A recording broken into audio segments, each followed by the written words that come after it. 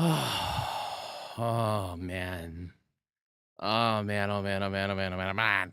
Uh, oh, I'm here. I exist, I promise. I'm here. Hi everybody. Um, I did a recording test before starting the stream here. Hopefully I sound okay. I haven't set my stuff up for a while. My setup is very slightly different. I also have a big ass AC running in my room, so it's not 100 degrees in here. That's in freedom units, by the way. Okay. Uh, it is annoying that me, avid Discord user, having my account tied to Discord so it could tell people I'm going live, right? We'll just be like, you know what we're not gonna do? We're not gonna make your little name purple so people know that you're live. You know how freaking awesome that would be if they did that for me? Oh, excuse me. There it is. There's the purple. Takes like 10 minutes of nonsense. Okay. Let me get a drink real quick. Let me warm up. This game is going to be a lot of talking, and I'm not good at cold reads, so you're gonna have to just deal with me being shit. Just watch me be bad and just see how bad I am at reading. It's awesome. Hopefully there's not too much noise in my background.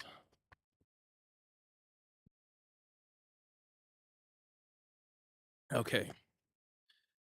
All right. Let's get on with this then. So today I'm playing Do Not Take This Cat Home. It's so cute. Look, he's like Boss. He's a little black and green-eyed kitty.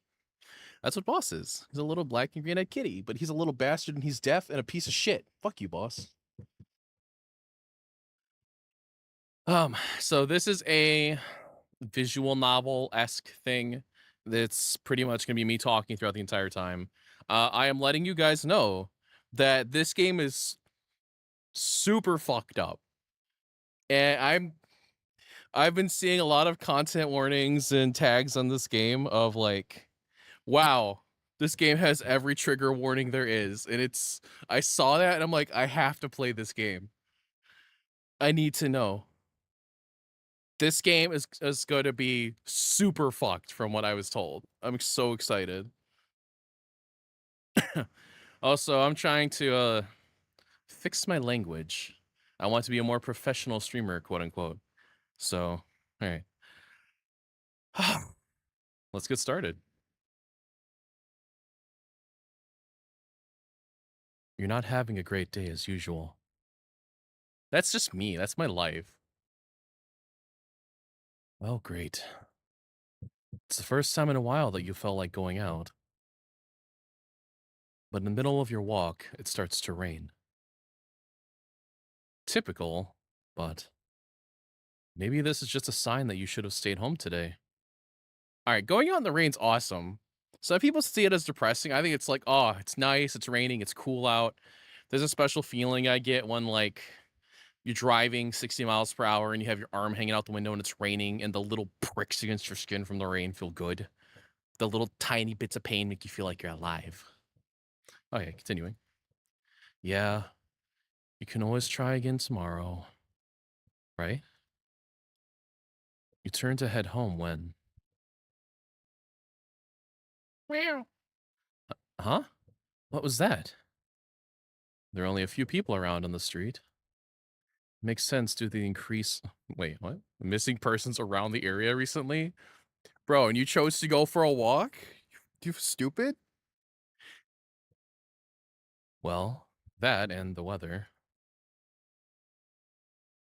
But none of them react to the sound at all. Curiosity guiding your steps, you follow the sound to the entrance of a dark, dingy alleyway. You timidly enter the alley and walk forward. The ground, dampened by the rain, makes your steps sound louder and more confident than you actually feel. Huh. I never considered that. Maybe the echoing and the louder thwack of the rain makes you sound heavier. I'm gonna have to remember that for sound design. Meow. Meow, kitty. Finally, the sound source comes into view. Oh my god, I'm so stupid. Finally, the sound source comes into view in the cold, dim light of the alley. At the end of the alley, in a big cardboard box. Oh, he's so cute! Is a cat. Huh. Guess that should have been obvious. I'm sorry. I'm sorry. I'm having tummy problems right now. It's an interesting looking cat. Its pretty yellow eyes shine like gold among the dark sea of its black fur. Bossy's eyes don't really shine like that. Bossy's a bit more of a greeny-eyed cat. It puts its front paw up on the edge of the box and looks up at you. Wow. Sounded like Juno. I love him. So cute. Kawaii. And it definitely knows it. You've never had much of an opinion one way or another about cats before. But if they're all like this one, it's a shock that they haven't already found a way to rule the world. It's like Love, Death, and Robots, where all the cats needed were thumbs and they just destroyed us. You don't think you'd mind blowing down... Oh yeah. You don't think you'd mind bowing down to a feline overlord. You look around the alley with a small frown. Who leaves cats in a cardboard box these days anyway? Wouldn't they just jump out and leave the box eventually? Yeah, what? Hold on, I never thought of that.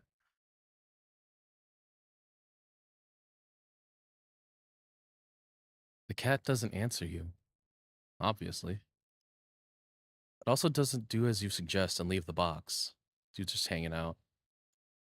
It's just looking at you. Yeah, cats will just stare at you. They like try to peer into your soul and find your weakness. Bossy discovered my weakness being pooping under my desk, and he's been using it against me every day. As if waiting for you to make the next move.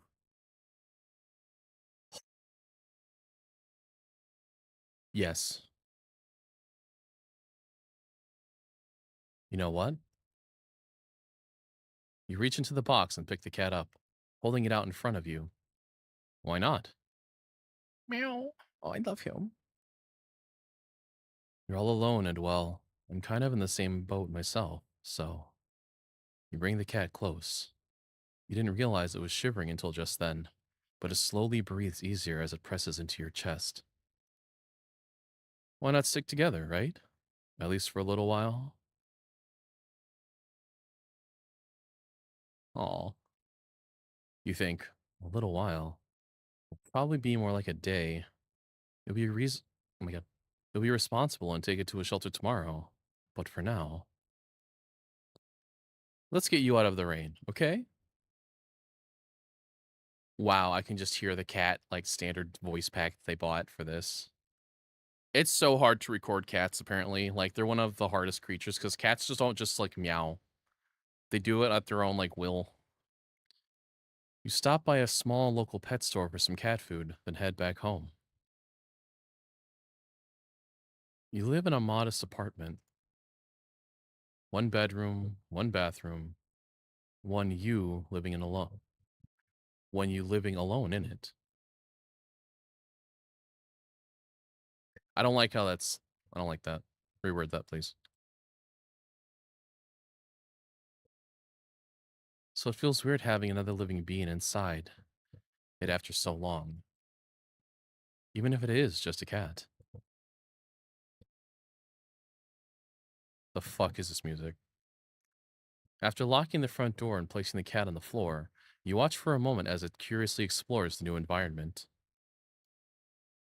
Leaving the feline to its own devices, you set about making the both of you some dinner.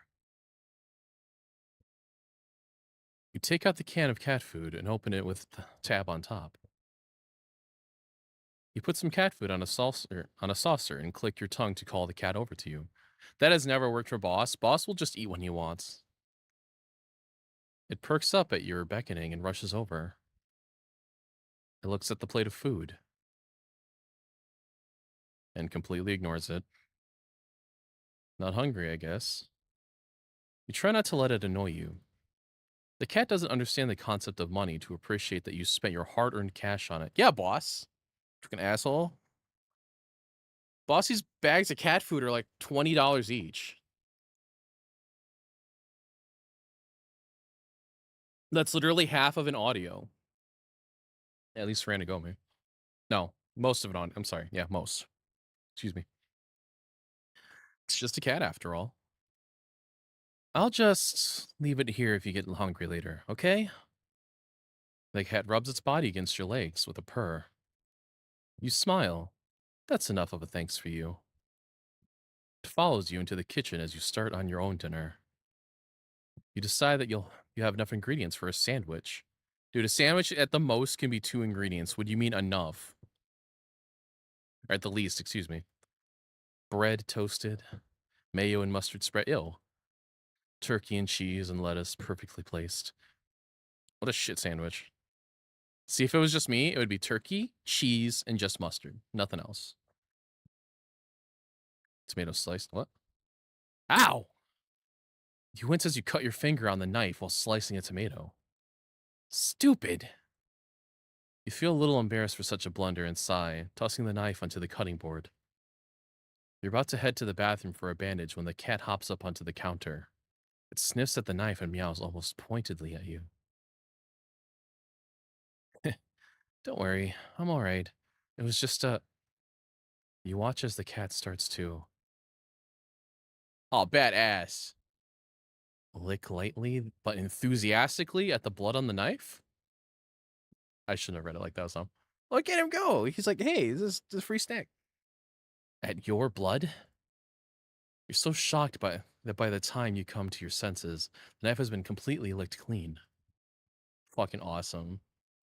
The cat sits back, staring at you. You feel a little uneasy. Excuse me. Sure, cats are meat-eating predators, but that was a little weird. Right? Sure, you're no cat expert. That was definitely something not an ordinary cat would do. Oh my god. But that was definitely not something an ordinary cat would do.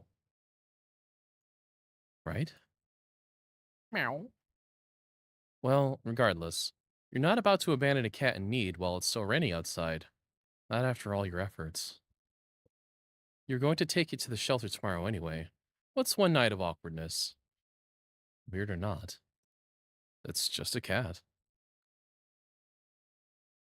The rest of the evening, unfortunately, goes downhill from there. Aw, man. Even after covering up your fingers cut with a bandage, the cat keeps trying to lick at the wound.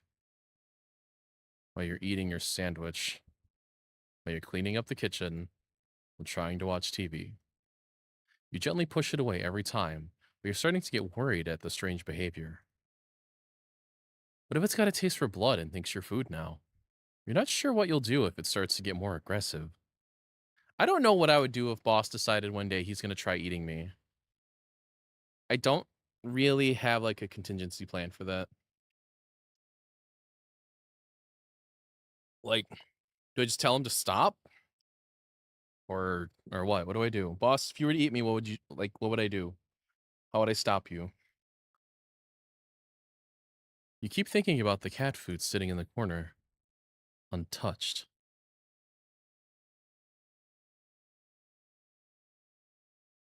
It's cute. Ugh, come on, enough already. You shove it away a little more forcefully this time out of annoyance. You feel bad immediately, but before you can do anything, the cat meows sharply at you and dashes off around the corner and into the hall. You sigh deeply. At this point, you're just worried that it's going to take a bite out of you in your sleep. Maybe a vet will have an idea on how to calm it down? You can only hope. You don't have many other options left other than tossing the cat out in the rain. After finding the number of a local vet, you pick. Oh, the lights just went out? Great. Just great. Rain must have knocked out the power. You check your cell phone only to find that it's out of batteries. You must have forgotten to charge it before leaving out. Or before leaving out earlier? What? The outing had been so spur of the moment that it had no doubt messed with your usual routine. You grab a flashlight and turn it on. It's quiet. It's too quiet. Did the rain stop? But then, why did the power go out? You look outside. The sky is pitch black. What time is it? You turn to check the clock. Huh. The cat sits on top of your digital clock, staring at you. Huh. Hmm. Interesting. He's still really cute, though. Look at him. Thinking now, you realize the clock shouldn't be working at all with the power outage, but the numbers are lit up and going completely haywire. The cat stares at you. It's completely still. You think it was a statue if you didn't know any better. It's not giving off any indication that it's alive. It's not blinking, it's not even breathing, but its eyes. This isn't normal. You're afraid. You want to run, but you're afraid of letting the cat out of your sight. Consider tossing the cat out after all. But as soon as the thought enters your head, you feel a sharp urge to vomit. Those eyes, its eyes hold you still. Even with your flashlight trained on it, its pupils are large. Round. Oh, huh. The flashlight flickers. And the cat is gone. Fear immediately grips your mind. The silence punctuated with the rapid pumping of your blood in your heart is overwritten as your ears slowly start to pick up on the sound of static all around you. Why was the clock working with no power? You don't know why such a question matters at the moment, but you feel as if having the answer will make sense out of everything that's happening. That order will be restored, but no answer comes to mind. You back away from the clock and feel as if the air itself coils tightly and abruptly in response, like a predator prepared to pounce, but waiting for your next move. But you're afraid to move. You're afraid to even take a breath. You can't stay still forever, right? Whatever is watching you, you can already feel its impatience. It's too eager. You don't know how you know this, but you can sense it as clearly as if it had whispered. Let's play. That's awesome. Oh, that felt cool. That was binaural. It was in my ears. Oh, that felt awesome. I love that shit. Sorry, taking a drink. I have dry mouth problems, so I have to sip often, so please excuse me. Oh, wait, what? Here we go. God damn it, OBS. I completely forgot. I messed with my setup earlier and messed with like the order of things, and I put it somewhere else. Thank you for noticing, Impopenti. Right into your ear. Right into your soul. It won't let you wait it out. That you could, even if it did. You can't stay here. You have to run. With this thought, a sudden primal instinct awakens within you, making you tear yourself into a hasty burst of movement, of action. That's stupid. I don't like that. But you're still weak from the fear's grip on your mind. Your legs tangle together under you in your haste, and you fall to the ground. Oh, the fuck? A sharp pain explodes in the center of your foot. At first, you think you've broken your ankle, but something warm and wet trickles down the length of your foot, pooling underneath it. You hear the sound of metal scraping on tiles after skidding across the floor, as if it had been kicked. Ah! Ew, that's gross. Winded from your fall, You look up in a daze and see the object glinting in a strange light coming in from outside. The light pouring in from your now opened front door. Huh. Thoughts of how, when, who, what, in regards to your inexplicably open door screech to a halt, as your brain finally identifies a metallic object you've been staring at. It's your kitchen knife. It's still tinted red from your earlier blunder? That's not right. Wasn't it completely licked clean by the... You gulp dryly at the pain in your foot. You barely have time to wonder how the knife ended up on your living room floor to be stepped on, instead of resting on your cutting board in the kitchen where you'd left it. When you spy something in the darkness just beyond the knife, it spies right back at you.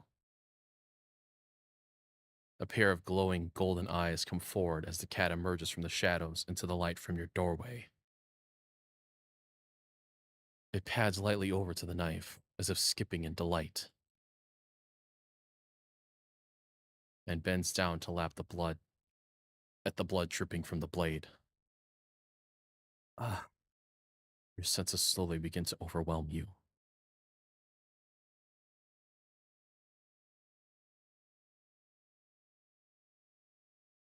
Hey, you guys can hear the game, right?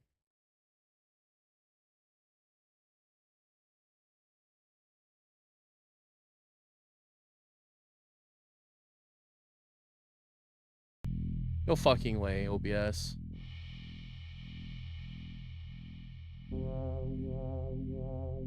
I am so mad. God damn it, OBS. God fucking damn you. My audio interface had an update the other day and it broke everything. You guys missed that cool little binaural beat from earlier too. I'm so mad. I'm so butthurt. I guess it doesn't really matter. There weren't really any sounds up until now. There was like a whispery binaural thing in my ear, but that was really it. So I guess it's okay.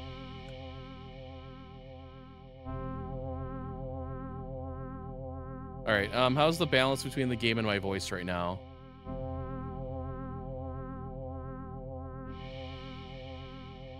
The chill of the air as it starts to suffocate you under its weight.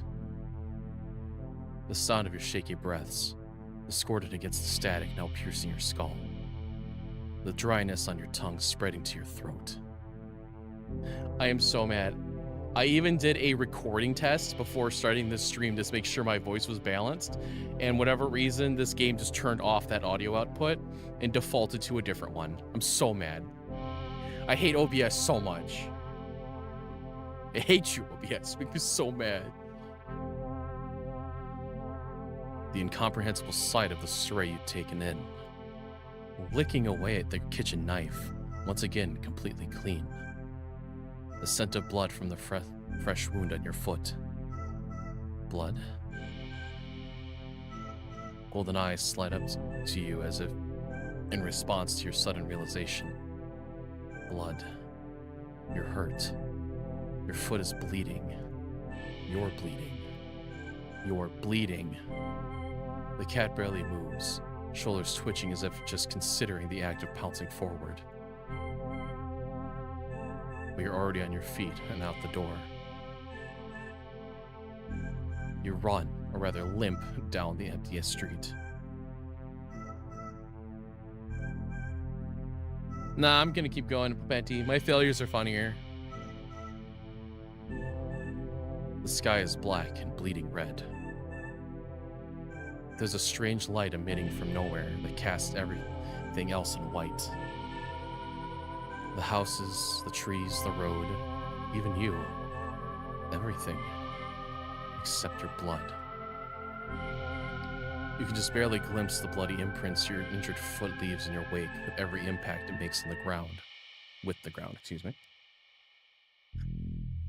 It hurts. You can't stop. You don't stop. Not when the shadows grow around you. Not when you feel the gaze of eyes all over you. Not when the road ahead of you is darkened by a long shadow of something behind you. Even then, you don't stop running because Tim, it's that little bastard.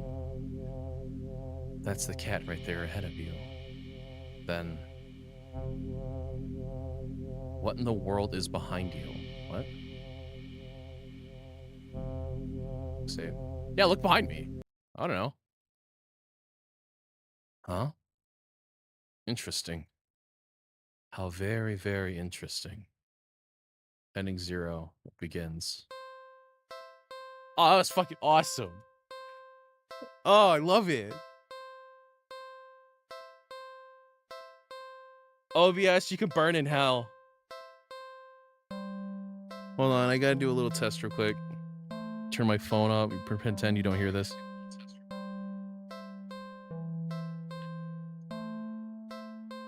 Okay. Man, if I didn't have a stream with like every screw up imaginable, I wouldn't be me, would I? This music is really cute.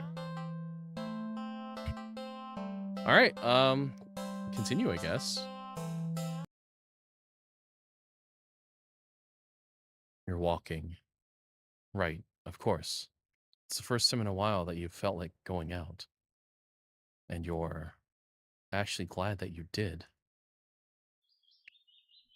The weather is absolutely perfect today. Huh. That's a good sign, right? Maybe your luck is finally starting to turn around. You tentatively allow yourself to feel excited for the possibilities of where you could go or what you could do. Maybe even who you could meet. Nerd. You're so deep in thought that you almost miss it. Meow. Huh? What was that? Curiosity guiding your steps, you follow the sound to the entrance of a lonely alleyway. The sunlight only just manages to reach down in between the tall buildings on either side. You timidly enter the alley and walk forward, the loose gravel and scattered debris on the ground softening your steps. Huh. Alright, so it's completely opposite then. Finally, the sounds and sources coming into view in the warm, almost ethereal light of the alley. The end of the alley, in a big cardboard box, is a cat. Huh. Guess that should have been obvious. Meow. It's an interesting looking cat. Its pretty yellow eyes shine like gold among the dark sea of its black fur. It puts its front paws up on the edge of the box and looks up at you. I love him. So kawaii. You look so familiar, right?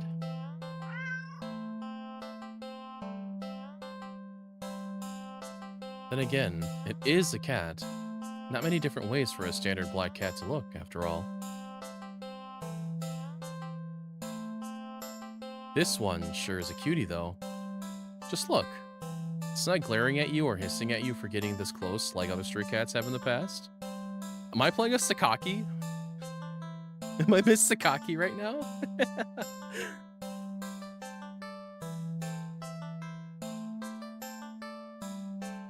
You know what? This is probably Sakaki's world with cats every day.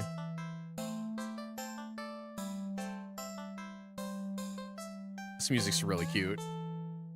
It's just sitting there patiently, waiting for you to do something. But take this little... I'm gonna take him home. I'm really curious as to what happens if I don't. Let's do it. Meow. Well, why not? Right? It's happy. You barely reach out your arms before the cat eagerly leaps into them and climbs up onto your shoulders. It butts its head into your temple, nuzzling against it.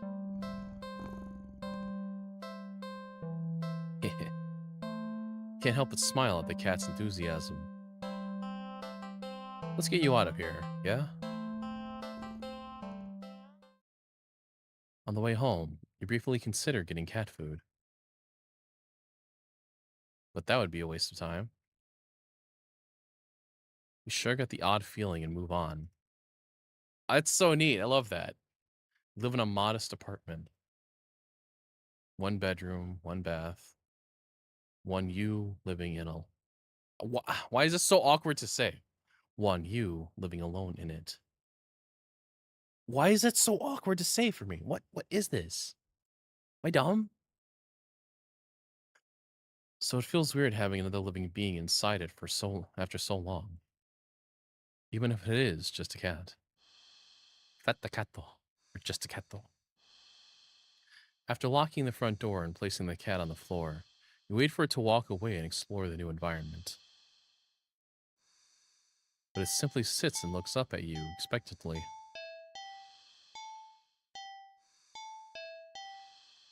Something alone? Something with the cat. Do something with the cat. Want to hang out with him. See if he kills me. Like what? Oh my god, I have options now. Pet the cat, feed the cat, play with the cat. Clean the cat. Let's pet him.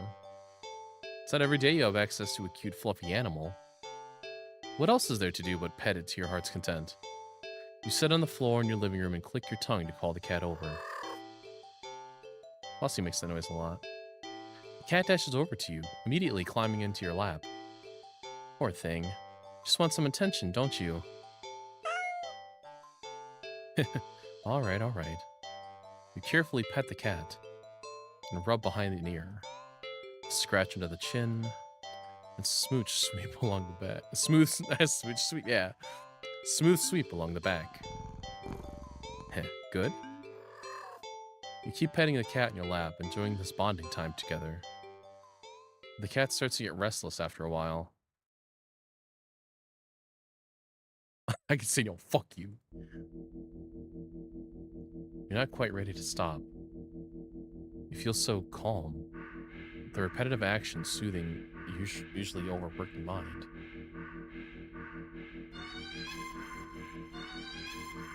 You keep petting. The cat leans away from your next sit pad. It's trying to get out of your lap. Nah. When you scratch into the cat's chin, it bites your fingers. You might be bleeding, but really it barely hurts. More of a warning than anything.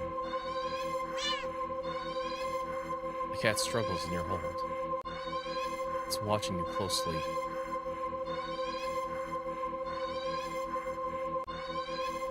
You keep petting the cat. Chomp. Little dude bit me. Oh, fuck.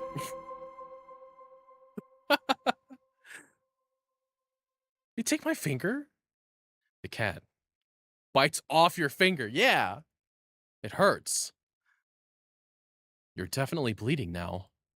But for some reason, you just can't stop. You don't know what it is.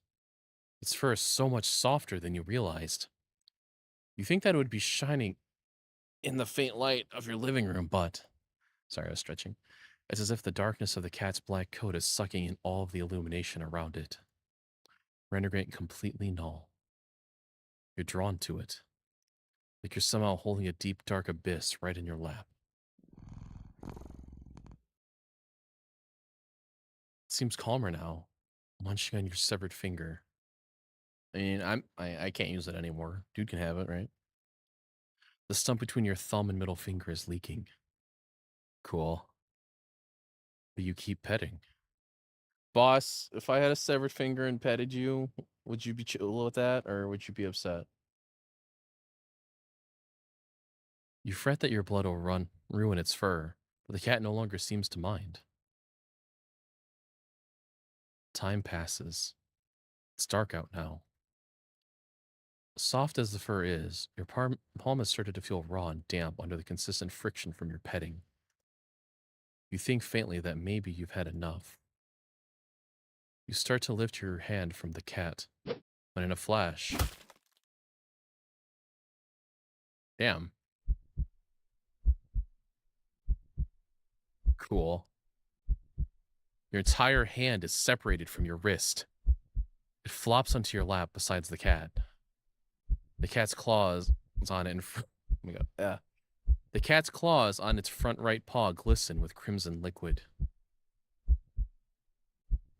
You don't feel it for a moment, but your body tenses, anticipating the pain as you blankly watch the cat lick at the bloody palm of your severed hand. It hurts. It really, really hurts. Then, the cat looks up at you, and you feel compelled to keep petting. You're reluctant, but you're also afraid of what will happen if you don't heed the call. What will you lose next if you try to resist again?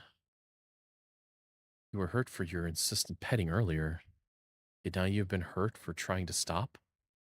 Defies all logic. If that's what scares you, there's no reasoning with such fickle whims. You feebly try to raise your uninjured hand to pet the cat, but it stiffens,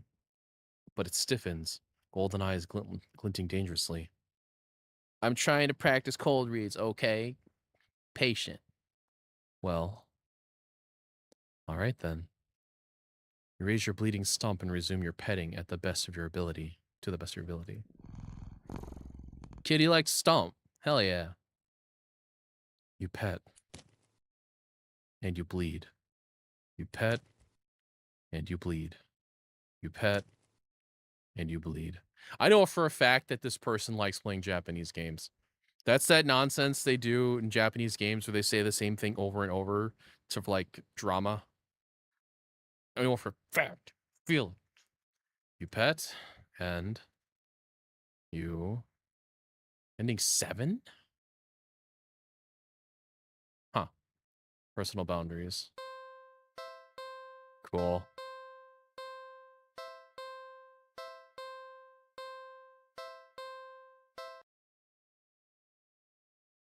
You're walking. Right, of course. It's the first time in a while you felt like going out. And you're actually glad that you did? Oh, it's a nice day. Weather is absolutely perfect today. That's a good sign, right? Maybe your luck is finally starting to turn around. You tentatively allow yourself to feel excited for the possibilities of where you could go or what you could do. Maybe even who you could meet. Nerd. You're so deep in thought that you almost miss it. Huh? What was that? Curiosity guiding your steps, you follow the sound to the entrance of a lonely alleyway. The sunlight only just manages to reach down in between the tall buildings on either side. You timidly enter the alley and walk forward, the loose gravel and scattered debris on the ground softening your steps. Meow. Finally, the sound source comes into view in the warm, almost ethereal light of the alley. At the end of the alley, in a big cardboard box, is a cat. Huh. Guess that should have been obvious. It's just Boss. It's an interesting looking cat. Its pretty yellow eyes shine like gold among the dark sea of its black fur. It puts its front paws up on the edge of the box and looks up at you. I need a sip of water. Give me a sec.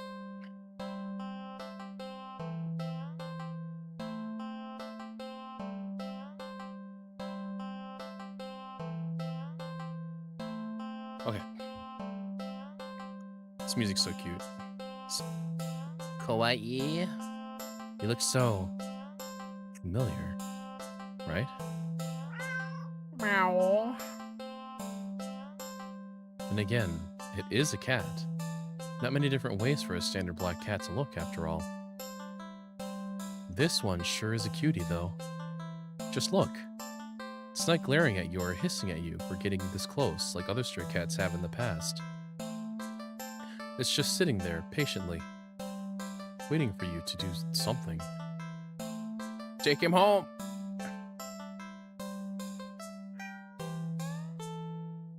Well, why not? Right?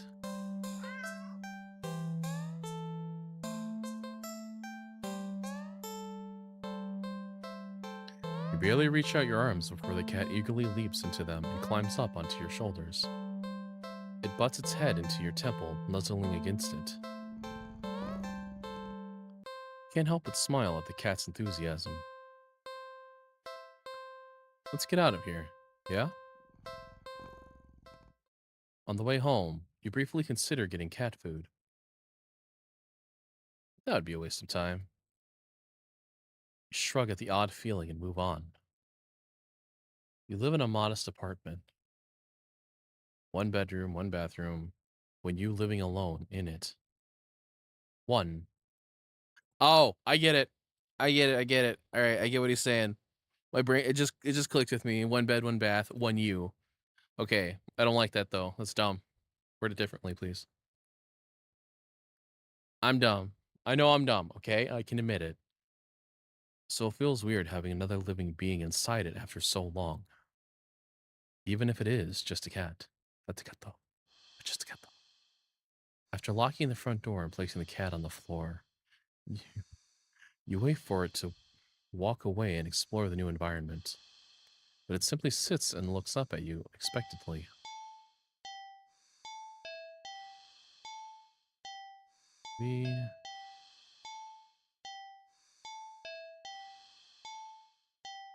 Alright, I'm gonna do something with the cat, and I'm gonna try and see what if petting him and refusing to pet leads to something else. Like what? It's a cat. It's not every day you have access to a cute, fluffy animal. What else is there to do but pet it to your heart's content? You sit on the floor in your living room and click your tongue to call the cat over. The cat dashes over to you, immediately climbing into your lap. Poor thing. You just want some attention, don't you? Alright, alright. You carefully pet the cat. A rub behind an ear, a scratch under the chin, a smooth sweep along the back. Good? You keep petting the cat in your lap, enjoying this bonding time together. The cat starts to get restless after a while. Alright, let's do something else. Okay, so that just quits that activity. So I saved there, right? So turn. I'm gonna save this one as well. And we're gonna do feed the cat and see what happens after that. The cat looks hungry, so you decide to feed it. You're regretting not stopping for food earlier, as you don't have much left. Grocery shopping day is tomorrow, after all. You head to the kitchen and click your tongue, ensuring the cat follows after you. It leaps nimbly onto the kitchen counter and watches as you search for meal options. Let's see. You find some things you expect. Can of tuna in the pantry. Some leftover meatloaf in the fridge. And... Huh? What's that?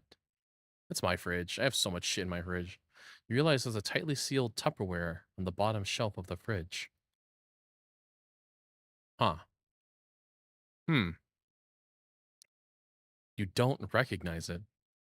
Tupperware is not supposed to be staticky like that, okay? Excuse me, I needed a drink. Hope me taking a drink isn't like audible in the microphone. I'm trying my best to make it quiet. A foul odor is leaking from the container. Oh, it's Mars. Mars is in this container. Whatever's inside can't be safe for human consumption. The cat seems excited about it, practically salivating over it. Still, you're the caretaker here. You're the one who needs to decide what's best to feed a hungry cat. So you'll feed it.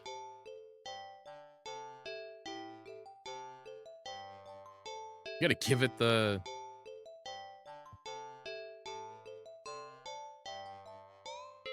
I guess I can try all 3 of these options. Like, come back to them. I really want to give it the mystery food, though. Alright, let's do that. Is this really a good idea? I mean, if he wants it. Fine. I guess if this is what you want. You open the container and... Ugh. It is Mars. You just barely managed to keep from throwing up. Just barely. The stench is overwhelming. Blech. Meow. Yeah. Give me a minute. You hazard a look at the contents of the container, but you honestly can't understand what you're supposed to be looking at. Everything is just mashed together. What exactly everything consists of is a mystery you're more than happy to keep unsolved. Different shapes, different sizes, different textures. Not the color, though. All of it is the same color. The most unfortunate looking shade of gray you've ever seen, tinted with a nauseatingly wet green film over the top. Oh, it's like, are we eating jellied eel? Horizon, confirm. Am I supposed to warm it up for you? Or you don't really know how to serve it? Any utensils or plate that touches is getting thrown out immediately. No exceptions. Your hands are going to be scrubbed with soap and hot water to within an inch of their lives after this. Sorry about the yawn. You decided against putting this crap in your microwave. Oh, microwave it, yeah. Oh, I bet it'll smell awesome. Doubt it would taste or smell any better warm. Not wanting to hold it anymore, you shake your head and practically toss the container next to the cat on the counter. The cat enthusiastically dives for the toxic-looking sludge, sniffing it as if savoring the scent. You turn to the fridge and close it. You've lost your appetite. You're about to head to the bathroom to wash your hands for the next hour or so when... Crunch. What? Ow! A sharp pain in your foot causes you to stumble. You catch yourself in the kitchen sink and look down to see what the tip of your sock is. Red? And the red is still slowly spreading to the rest of your sock. Are you bleeding? You quickly reach down and pull off your sock to see the damage. Huh. Your middle toe is gone. It's just gone. Just a stump is left in its place. Cool. Steadily leaking blood onto the floor. Ah. You clumsily step back as if it would help you get away from what you're seeing. The blood trail simply follows your movements. 911. You have to call 911. Phone, where's the... Huh. Blech. He's coughing. Gurgle. Gurgle! I don't know why the word gurgle tickles me. Your tongue is... What? What's happening to me? Oh, this is awesome. What? You slowly look over to find the cat still eating. Completely unbothered by your suffering. Yeah, that's a cat for you. Munch, munch, munch. Not bothering to try and stop the blood from dribbling out of your mouth. Keep watching in a daze as the cat happily chews at a gross piece of... Wait, that's... You look more closely at the mystery food in the cat's jaws. It looks vaguely familiar. It looks like... a tongue? Ah. Before you can even think to do anything to stop it, the cat dives into the container again. Bites into a piece that looks kind of like a... Alright, I don't like that does that automatically. I need to be able to finish reading. You collapse to the floor, clutching your torso. You writhe around on the blood-streaked tiles, crying. Something inside you just... What? Blood pours out from deep within you.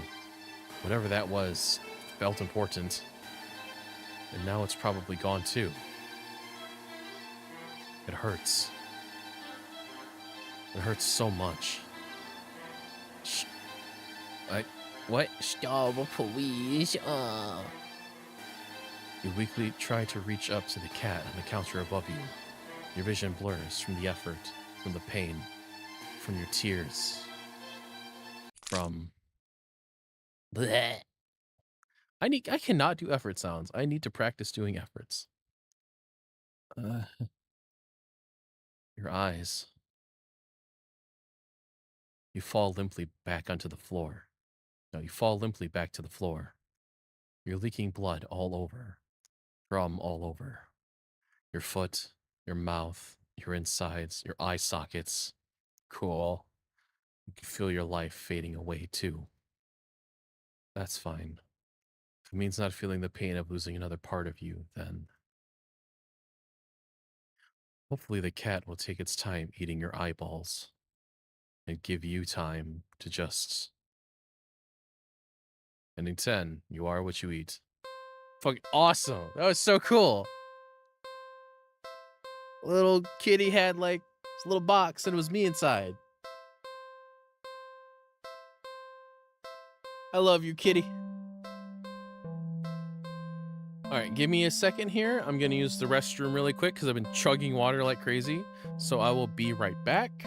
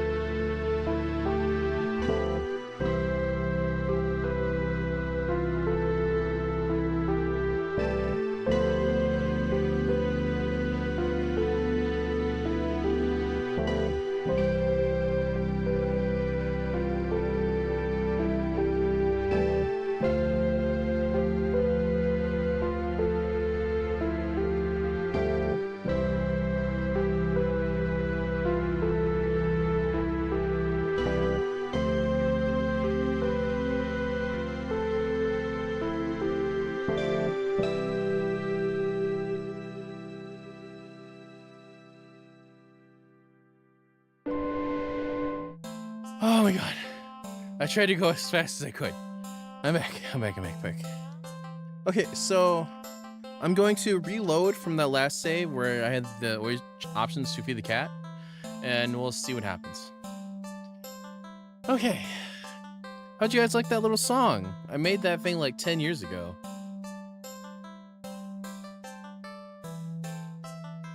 Back when I could still do some music stuff. Okay. This music is very cute.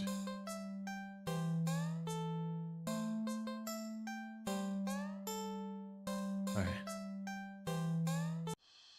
Okay, let's give him the tuna this time and see what happens.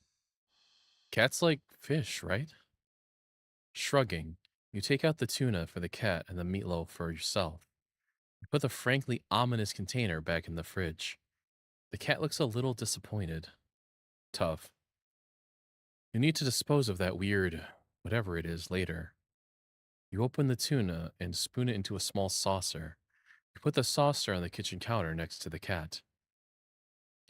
You don't think you should be encouraging it to eat up there, but you figure it'll make up for reflecting not to feed it the toxic goop it wanted. The cat looks like it finds the tuna acceptable. You'll take it. Eat up, kitty. As the cat digs into its meal, you go about heating up the meatloaf in the microwave. While setting the time, you hear a little hiccup. Hmm. You turn and see the plate is completely empty. Whoa, that was quick. You need to pace yourself. Uh-oh. What the? Bossy gets hiccups really bad. You watch, baffled, as the cat continues to hiccup, causing little bubbles to float out of its mouth? Huh. Okay. That's okay. You can you can process this. It's not completely out of the realm of what's possible, right? Right. Best not to think too hard about it. Soon enough, the room is full of the floating bubbles. The cat releases a final, tiny bubble before yawning and laying down right there on the counter. Well, glad you enjoyed it. The bubbles haven't left the room or popped. They seem to be pretty resilient. Wait, what? What's that? As one of the bubbles floats closer to you, you see that there's actually something inside it. A fish? Yeah, it's a little fish. A tiny, furry fish? This is just getting weirder and weirder. Still, you can't help but marvel at the impossible wonder in front of you. You lift a hand. You extend a finger towards a bubble. Carefully press it against the surface. The little fish inside lashes out, viciously sinking tiny fangs into your finger. It doesn't really hurt that much at first, but then... Ow, what? Pain starts to climb from your finger to the rest of your hand. Past your wrist. Would it be some kind of venom? You fling your arm around in an attempt to dislodge the fish, but... Oh, I see what's about to happen. Ah! You accidentally knock your arm into several of the bubbles floating around. More tiny, ravenous fish latch onto your flesh. You stumble back out of a pain and sudden bout of dizziness, only to bump into more bubbles. More fish digging their teeth into your back. Alright, so this is like, isn't a little creature thing in Fate Zero, especially like the visual novel that shows up. It's like a little penis monster and it like eats you from the inside out. It's kind of neat. Ugh, it hurts. You're getting dizzy. You got to get out. You deliriously try to stumble out of the kitchen. The entire room is filled with these deadly bubbles. By the time you collapse to the ground, you're absolutely covered in tiny, angry, biting fish. Your legs, your torso, your arms, your face. The pain is unbearable. You can feel it in your skin, and your teeth, and your eyes, and your hair, and it's so consuming you can't even feel yourself convulsing or crying. You don't black out. Your eyes are still rolling up into your skull when you gasp out your last breath. Hitting 8, fish out of water. We're just freaking killed by fish.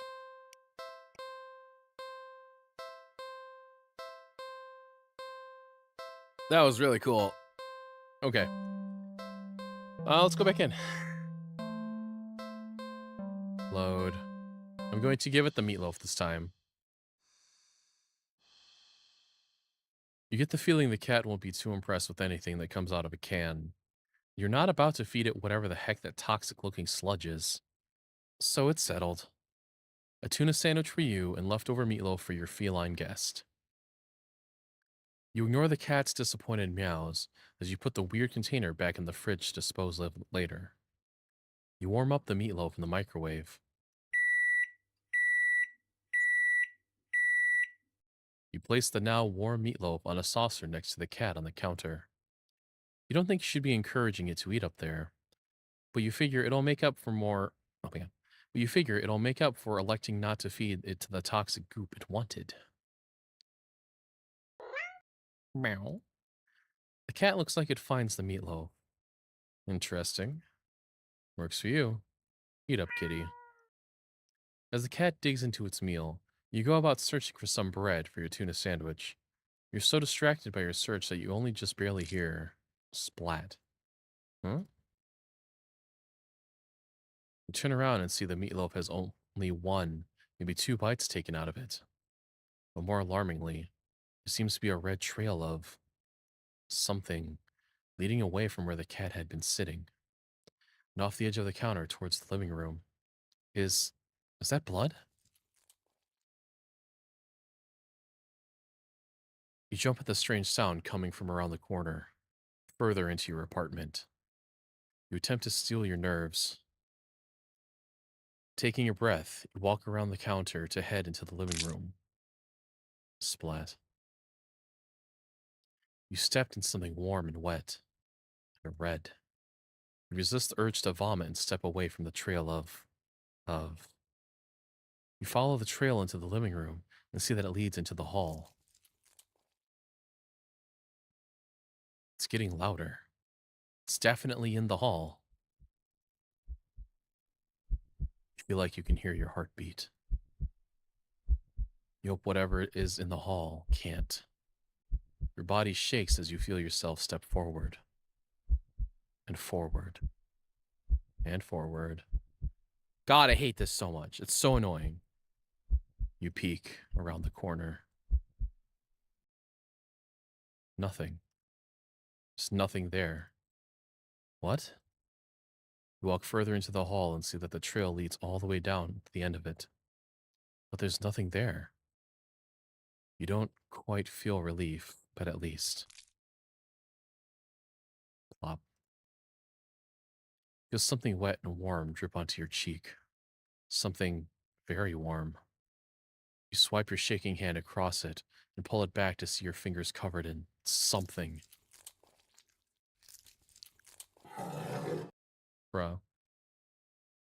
You look up, see what could only just be described as meat. The entire ceiling of the hallway is covered in a thick, undulating, writhing layer of pulsing meat. Alright, undulating is such a cool word. So are we playing Song of Saya now? Is this just Song of Saya? Do I have the dumb gore vision? Is she gonna show up and I'm gonna beat my best friend with a crowbar? That's fucking awesome. At its center in a single glowing eyeball, frantically rolling around in every direction.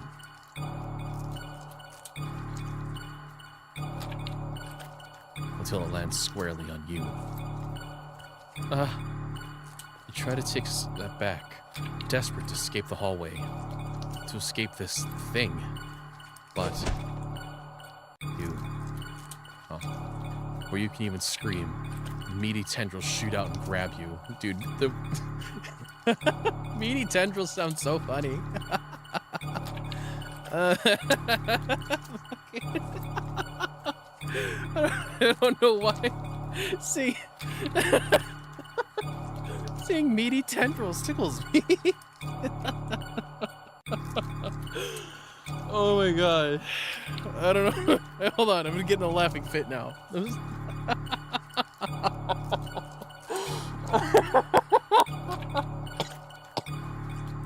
Shoot. I gotta get off this. I'm gonna laugh. No, not your meaty tendrils.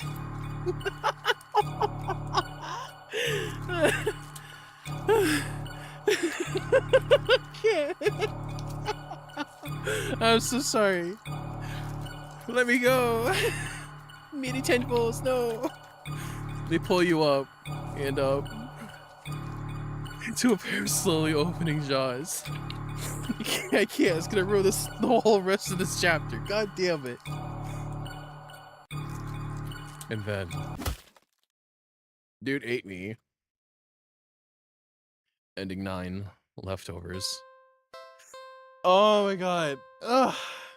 Hold on. I gotta stop.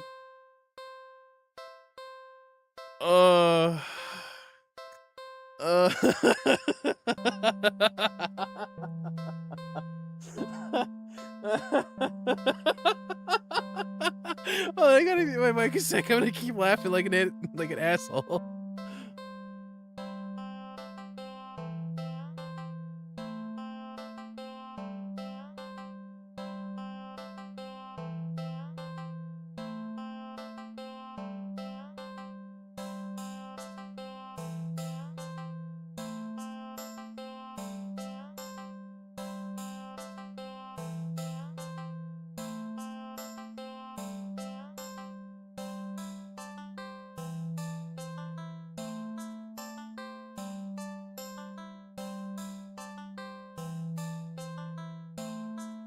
All right. I don't know. Oh my god, I had to stand up for a sec. I don't know what got me more, freaking the Song of Saya shit or the meaty tendrils. Okay, I'm so sorry. That's so stupid, I know. Okay. All right, we're professional. We're doing it. Yay. Okay. Let's tell him to fuck off. Actually, let's eat later. Not too hungry right now. You decide to hold off on food and do something else. Okay, so we're back here. Alright, we'll play with the cat now. Meow. Poor thing was probably bored stiff sitting in that box all day. Just watching crowds of people walking by them, ignoring them. You can't just leave them alone as soon as you're home. A little interspecies socializing would kill you, right? I don't like it worded like that. Don't word it like that. Don't use the word interspecies ever. For anything. Aw. You just want some attention, don't you? You want to play, huh? Okay then. What to play though? Let's play with the cat. I'm gonna save this one. Look for some yarn, let's do it. In every movie and cartoon involving cats that you've watched since childhood is to be believed, then you can deduce with almost absolute certainty that cats freaking love yarn. Probably. It's a little ball of yarn. You unearth some from an old box in the hallway closet that's filled with knick-knack. I almost said, knickknacks from, I almost said Kit Kat, like the candy bar. I don't know why I almost said Kit Kat. Am I hungry? Various abandoned hobbies. You consider just handing the ball bright. Okay. I'm all out of breath from laughing so hard. I'm so sorry. Give me a second.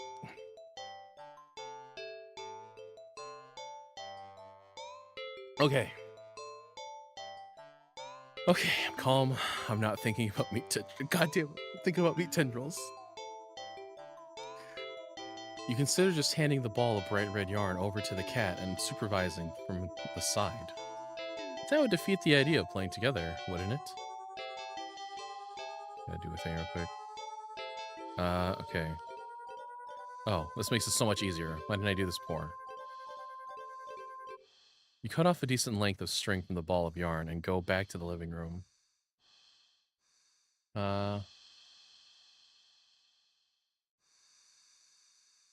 You guys can't hear me like twice now, right? At least I'm hoping. The cat is resting on the floor. It's not asleep, but when it looks up at you entering the living room, you feel like it could doze off right then and there. You'll fix that. You smirk a little, confident with your surprise. And let the piece of yarn dangle just above the floor, pinched between your thumb and your index finger.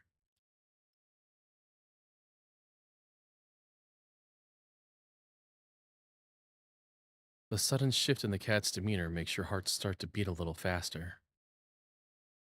Its posture has barely changed at all.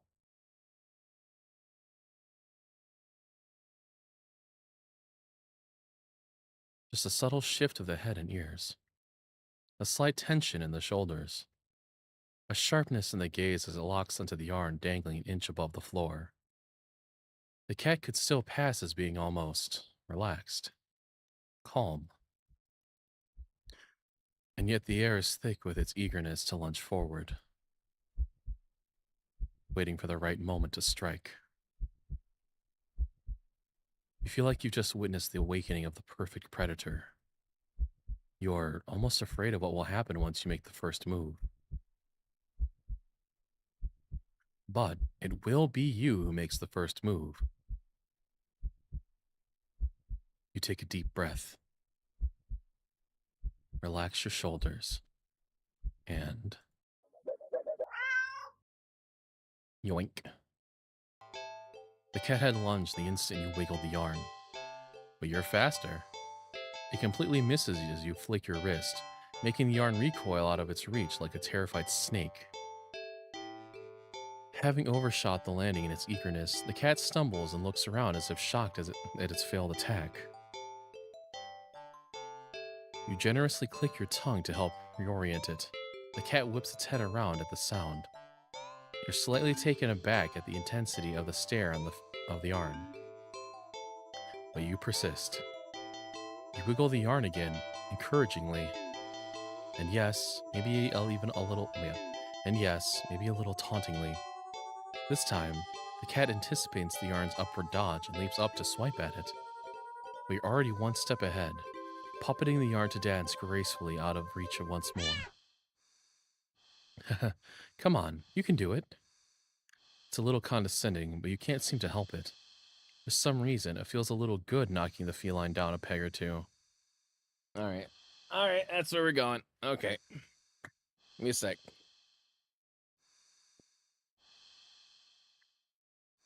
Alright. At least it seems to be enjoying itself. You hope, anyway. You keep going. The cat's movement have gotten more aggressive. It must be getting frustrated. You could swear it nearly took a shot at your eye that last time. It had jumped so high and erratically. You've been keeping the yarn in constant motion, afraid to slow down. Your wrist is starting to get tired. The cat doesn't seem to be losing any energy, though. It's like it's getting faster and faster.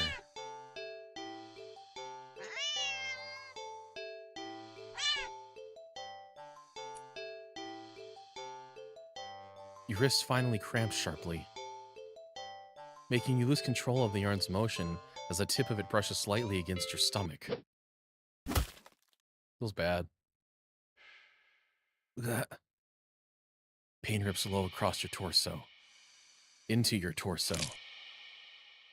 Blech. Blood pours out of your mouth. In a daze, you look down and see red blooming slowly along the bottom of your shirt, around the tears in the fabric. Plop. Plop, plop, plop, plop. Giggling, giggling, giggling. You watch as long, thick ropes of something pour out from under your shirt into a bloody heap on the floor at your feet. A single red streaked rope still hangs from you.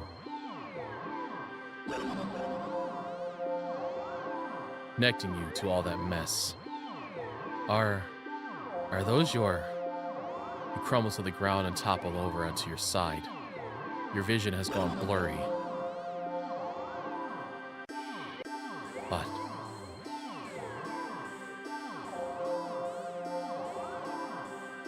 you can just make out the shape of something small and a deep inky black as it walks over and inspects your... Oh god, they're your intestines. Why is this music so much louder than every other bit, like prior? Why? Before it starts to giddily roll around in the mass of your bloody insides next to you. Bossy, would you play in my intestines if they were available? Darkness falls over you. The cat sounds happy. Nonsensically, you wonder where the yarn has gone, but there's really no need to worry about it. The cat seems content with the next best thing. Ending 11. The end of your rope. Awesome. Okay. Is this the one? Laser pointer. So is this like... Oh my god. I don't know why like Faces of Death came to mind. It's not Faces of Death. It's the... What's the one where the kids escape death and then they just like keep getting killed from it? Stupid shit over and over. Cats are curious creatures by nature. They're also natural hunters, sort of. Why not pass the time by letting the cat hunt after something it'll never quite understand? I never considered it like that. Okay. Yeah, it's true. Bossy has no concept of what a laser or even a light bulb is. That sounds a little mean when you think of it like that. But it's not like the cat will know anyway. Ignorance is bliss, or so they say. So you dig out your old laser pointer from your long-gone dreaded days of group presentations in school. God, I never had to use a laser pointer in school. Was that a thing? Have people had to do that? Actually, like when I was going to school, laser pointers were banned in most of like the schools I've been into. For whatever reason, they were considered weapons here. So if you had one, they would actually call the cops on you. You flip it on and see that even after all this time, the batteries still work. You get a little kick out of aiming it at a mirror hanging in the living room, so it reflects off the glass, making a little red dot appear on your knee. The cat cautiously walks over, stopping every few steps to cast a look of suspicion at you. When it finally reaches you, it lightly presses a paw to your knee, like it's trying to catch the dot of red light as casually as possible. You manage to hold back a chuckle, not that it really matters. The cat isn't paying attention to you at all, entirely focused on the light now resting on top of its paw. You move the light a little higher above your knee. The cat reacts immediately, trying to pin the light down. But in the next second, you've already moved it to the floor. The cat jerkily follows, attempting a more energetic pounce when you shift the red dot. Over here. Over there. And over there. By the couch. On the couch. The cat might be ignoring you, but you're certainly enjoying yourself. It's been a while since you've laughed this much. You're laughing so much, in fact, that you accidentally shift the red dot onto a lamp beside the couch. In its haste to get the light, the cat leaps onto the lamp, sending both to the ground. Oh my gosh. God damn it. God damn it, OBS. After all this time, they still have not fixed a specific issue that causes you to clip even when you're below the meter. I hate it. I hate it so much. I'm trying so hard to make sure my speech is controlled, and it's still doing it. God damn you, OBS. Why are you like this? The cat is sitting in the middle of the former lamp's broken shards. Back hunched, its head whipping around back and forth as if in a panic. Quickly turn off the laser pointer and rush over. I'm so sorry. Are you okay? Are you hurt? You reach down to pick up the cat and check it for any injuries when... Slash. Ow! Hey! The cat swipes at you, claws extended. It backs up and twitches away, making frantic half turns in various directions as if looking for something, or waiting for something to appear. Ow! Jeez. That really hurt, you know. You hold the hand with the scratch close to your chest. It's bleeding, but it's not too big. You're more annoyed than anything but. Immediately, your annoyance starts to bleed into concern. You watch in shock as the cat starts to turn around, tearing at the carpet, the sofa, your armchair. You want to stop it, but you're afraid of getting in the middle of its rampage. You consider calling a vet for advice on how to calm it down, but for some reason, you feel like that wouldn't be a good idea. Huh. What happened to you? Is it an idea comes to you, or rather, a realization? You grasp the laser pointer, aiming it safely towards the flower. Oh my god. Aiming it safely away towards the floor in the middle of the living room. Thinking, hoping, the cat would calm down if it found what it was looking for. You turn on the laser pointer. The cat's reaction is immediate. Huh. You screwed up. In the span of mere seconds, you watch as the cat spies the red dot from its perch on the shredded armchair. Leaps high into the air. Changes in the air. Okay. And slams down upon the dot on the floor, with a weight and force that shakes the whole apartment. Maybe even the whole building. You wonder dazedly how none of the other tenants have rushed over to complain about the noise. Yet, as you stare at the sight in front of you, the cat has somehow grown in size. Eyes bulging and glowing, tail thrashing, teeth enlarged, bared and uncovered, and covered alarmingly in a bubbling froth. Its giant claws rip and shred through the carpet, through the floor tiles, and even below them. Ravenously trying to get at the red dot. Your hands are shaking. You don't know what to do. You feel trapped. You have to get away. Get it away from you. You slowly back up towards the door. The light moves with you. Instinctively, you flick the light away, this way and that, the cat stampeding after it. So fast. Smashing through the TV, breaking the couch in the corner. Too fast. Bulldozing through the wall into the hallway. A chance. You turn, intending to bolt out of the door and never come back. But in your haste, you forget something. You forget several things. You forget the laser pointer, gripped like a lifeline in your hand. You forget the mirror, still miraculously hanging on the wall next to the hallway. The laser reflecting off of it, putting a small glowing red dot on the back of your head. And as you reach the door, you forget that it's locked. Feels bad. Damn.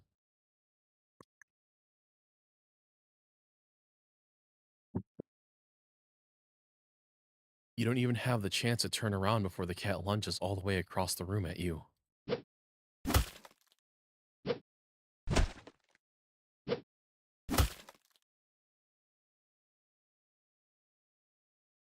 You're torn to shreds before you can even blink.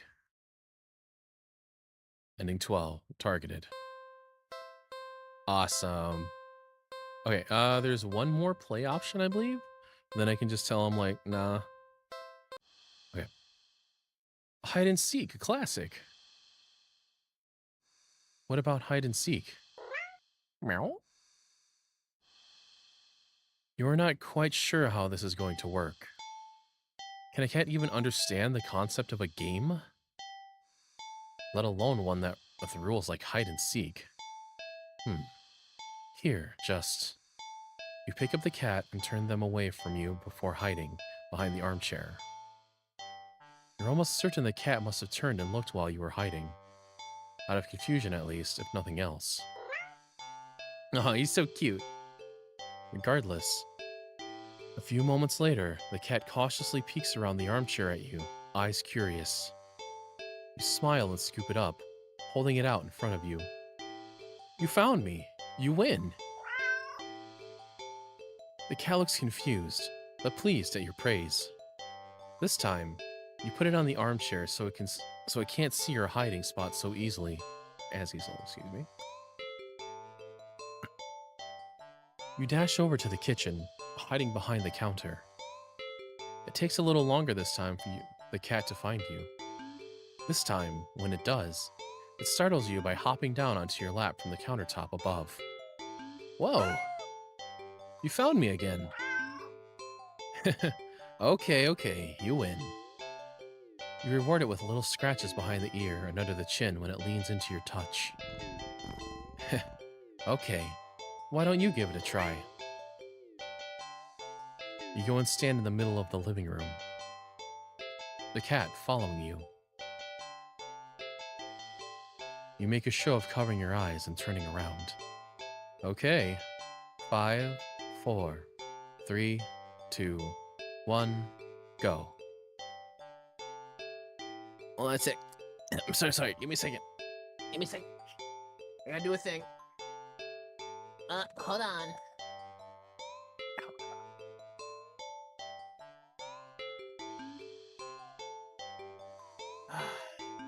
God damn it, I forgot to do something.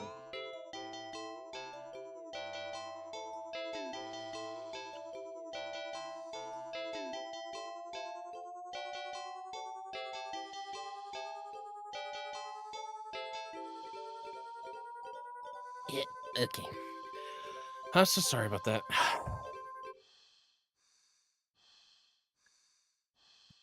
You turn around and see that the cat is gone. Huh. You sure catch on quick. There aren't that many places available in your apartment for someone your size to hide. But without the opposable thumbs needed to open the closed doors in the hall, the cat will have its limits too. Fair game. Okay, now where to look?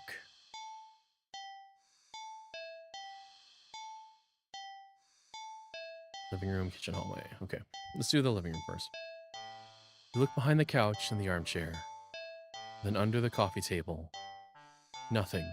The living room is pretty sparse when it comes to furniture after all. Let's go to the kitchen. You peek around the counter, grab a chair and check on top of the fridge. You even open the cupboards along the floor, just in case the cat managed to squeeze inside. Nothing. You decide that's for the best. The kitchen is for making food, not playing games. Alright, the hallway. You peek around the corner into the hall. Nothing. You're not sure what you were expecting. All the doors closed. There's nowhere in the hall for the cat to hide. You couldn't find the cat anywhere.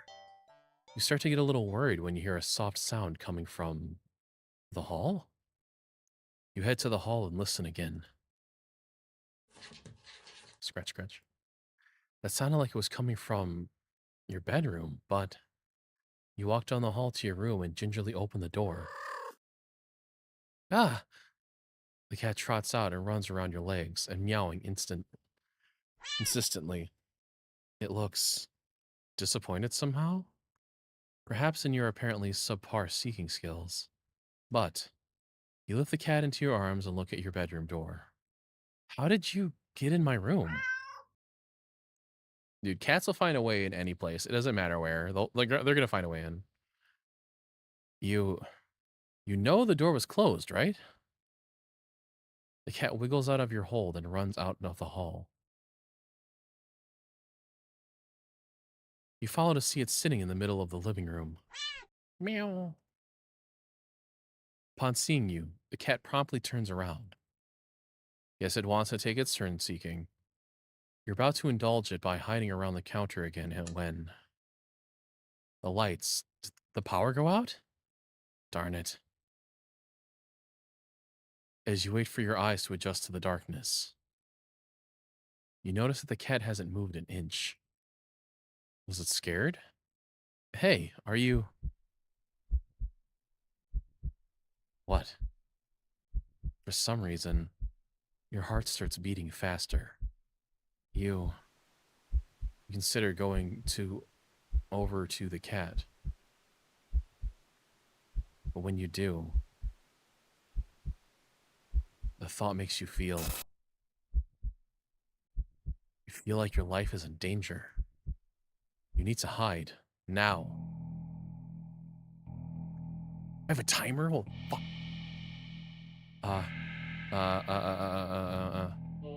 Okay, armchair.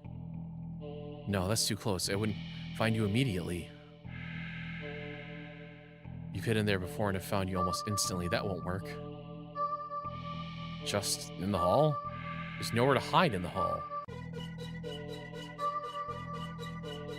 You quietly slip into the hallway closet. The door won't close because a heavy box is now blocking it after you squeezed inside. If you try to move it further, the cat might hear it. That is, if it hasn't heard you already. This won't work. You need to hide somewhere else. Hurry! Bathroom? You quietly rush to the bathroom and... What? Why is the door locked? You freeze upon realizing how much noise you just made jostling the doorknob and hold your breath, listening. The silence coming from the living room feels heavier than before and more restless. Even if some miracle opened the door now, it would know exactly where you were. No good. You quietly rush into the bedroom, carefully closing the door behind you. The only place to hide in your bedroom is your closet.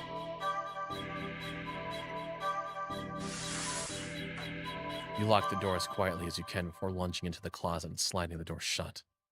As soon as you secured yourself inside the closet, there's a sudden shift throughout the entire apartment.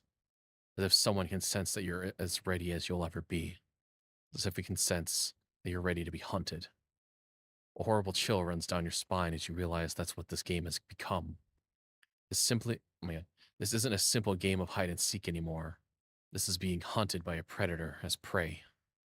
It never really mattered where you chose to hide, did it? Damn. As if in answer to your question, you hear a loud slam on the bedroom door. You just managed to hold back from making a startled noise at the sound. Your heart rate kicks up again, making you feel hard to breathe quietly, hard to breathe in general. Tears fill your eyes as you cover your panting mouth with your shaking hands. It knows. Crying with your hands over your mouth, trying to smother the choked sounds leaking out of you. You slide down the hall. You slide down the wall at the back of your closet into a heap on the floor. You flinch harshly at the sound of the door being ripped off its hinges, followed by a loud crash against the wall on the other side of the room, like the door had been blown away. The silence that follows is almost too much to bear. You can't. A single sob escapes through your nose. You squeeze your eyes shut in defeat at how loud it is. Oh my god, it sounds in the quiet of the room. Not much point in hiding it anymore. Anyway, is there? You instinctively put whatever energy you have left into listening for footsteps, even as you emotionally shut down. But you hear nothing. Nothing. Then something slides open the closet door. You've curled in on yourself, knees up, back curved forward, head down, mouth covered, eyes shut tight, so tight it hurts. You don't want to look. Okay, so this is obviously written by someone who loves visual novels. This is exactly how they write those. They have like the over descriptive thing going on with like the repeating elements. That's what it's waiting for. It won't end you without this final act of cruelty, of making you look at it before it takes your life. So cruel. You just want this to be over. So, you open your eyes.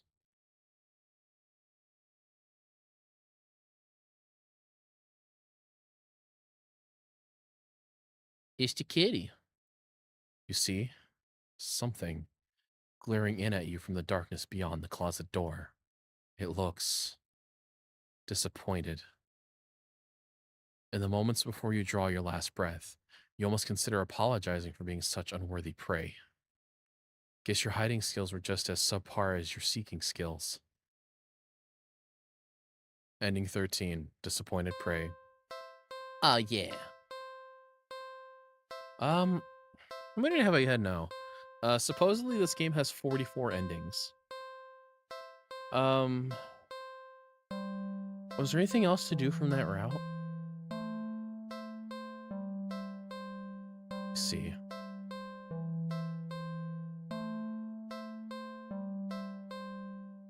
me see what happens when I try to hide in a different spot. Peek around the counter, grab a chair, and check on top of the fridge. You even open up the cupboards along the floor, just in case the cat managed to squeeze inside. Oh, no, these are the options I had before. Okay. Go back to load. Is it this one?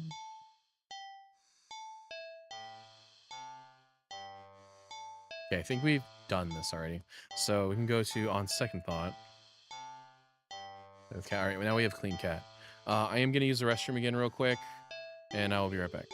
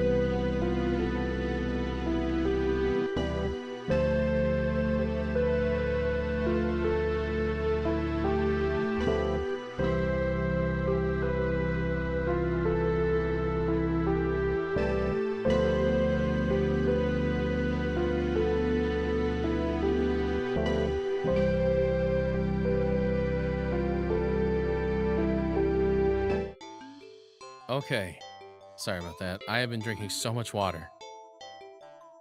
Oh, God. One day I'd like to have some little animation to my little OC guy. I'd like to get him redone. There's another style I've wanted prior. And seeing if I hit some different frames into that motion thing you can get on each IO. Okay, let's do Clean Cat.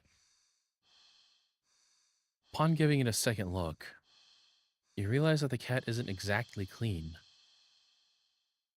Not surprising, since up until you brought it home, it's been sitting in a dirty old box, in an alley full of scattered garbage, for who knows how long. You've heard that cats can keep themselves clean, but maybe this one is one of those times that a little human help couldn't hurt. You head into the bathroom and set things up, trying to remember how to wash a cat. You don't. It's hard. They'll kill you. The cat will kill you. That's it. You're definitely no expert, but you think the best way to get a cat clean would be... quickly or carefully. Carefully, easy. You think careful is the way to go. Cats aren't always fond of water, so you doubt it'll be a fan of an excessive amount of it. So you pick the cat up and place it gently in the sink before turning on the water. The cat is startled, but ultimately doesn't try to run away.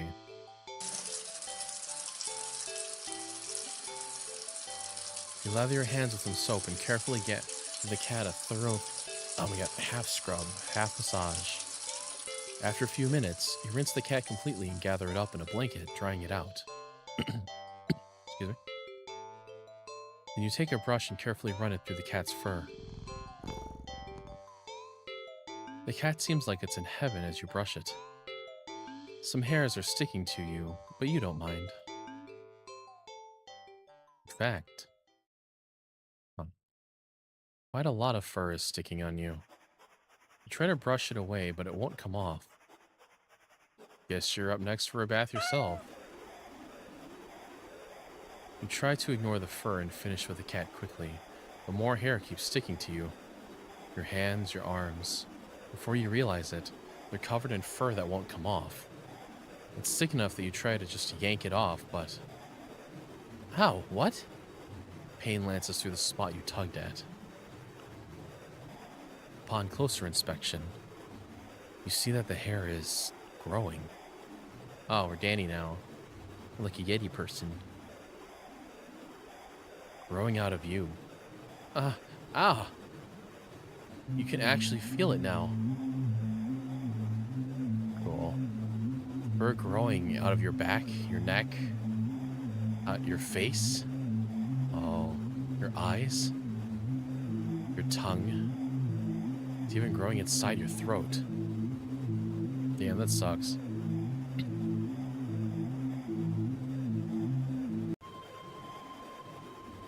As you collapse and start to choke on the thickening fur in your esophagus, the cat leans up to lap at the fur growing on your forehead, grooming your hair as thoroughly as you did for it earlier. You think it'd be sweet if you weren't currently losing air. Still, feels nice at least to be looked after and cared for in some way, even if it's just for a little while longer. The cat's careful grooming is the last thing you feel before you're no longer able to breathe. Self-care buddies. Okay, I'm gonna try that again and see what happens if I do it quickly. No. Let's see here. It says load. Is it this? Think cat. Upon giving it a second look, this cat isn't clean. Here, go through all this. We're done this already. The bathroom, blah blah. Okay, do it quickly. Cats don't like water, you think? So a quick wash would be the way to go, right? You decide to do everything at once, filling the tub deep with soapy, bubbly, warm water. Something Mars has never experienced. A quick dunk here, a short scrubbing there, then rinse and dry. The cat won't even know what hit it before everything's over. You open the door and click your tongue, beckoning the cat inside. It quickly scampers in, curious of the newly available setting. You close the door so it won't be able to run out and make a mess of the apartment. Steeling yourself, you roll up your sleeves. You lift up the cat and carry it over to the tub.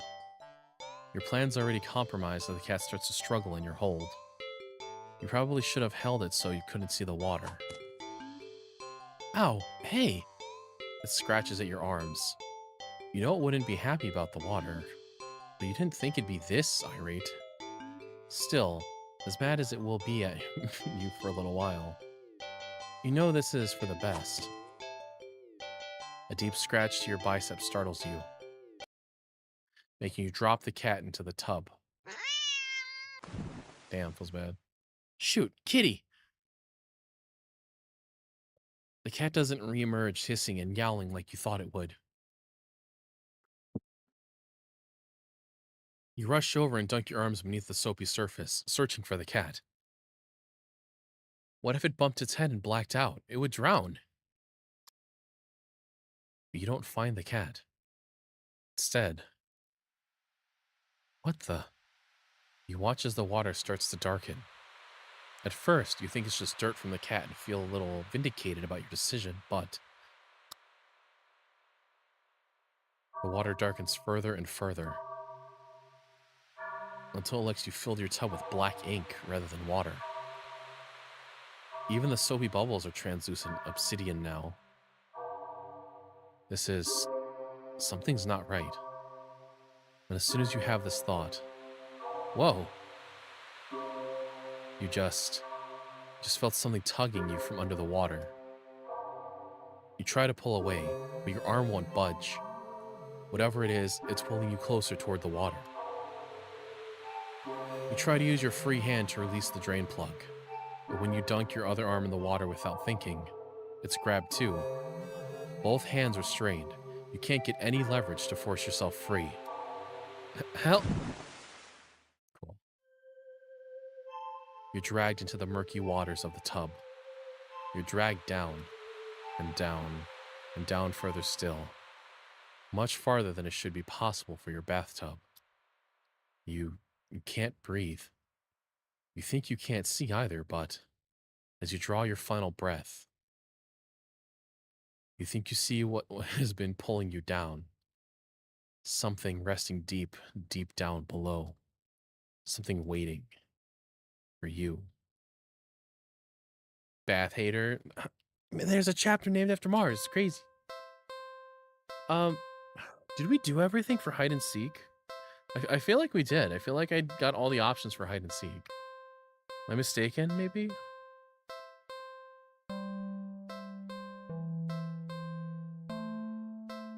Alright, let's try, let's load our sections again. So we did the clean cat. Did all of these, so we can do on second thought. Something alone, something with the cat. Alright, let's do something alone, see what happens. Like what? Okay. Save this one. These two. Let's do, start from the top. You decided that even if it's your day off, that doesn't mean you should be completely unproductive. That's just me. I know you have guests and all, but you really shouldn't put off your chores. Best to get them done while you're in the mood to do so. So for now, you get dressed, roll up your sleeves, and get to work on cleaning the apartment. At least, you try to. You sweep the living room. You wipe the kitchen counter. Okay, you don't make your bed, but who actually does that anyway? Still, you notice that no matter how much you clean up, you keep finding more messes than when you started. You peek over at the cat. You suspect that it might be the culprit behind this mystery, but every time you rush to check on it or catch it in the act, you always find it napping in the living room. You keep cleaning, but the cat, or something, keeps leaving more and more mess in its wake.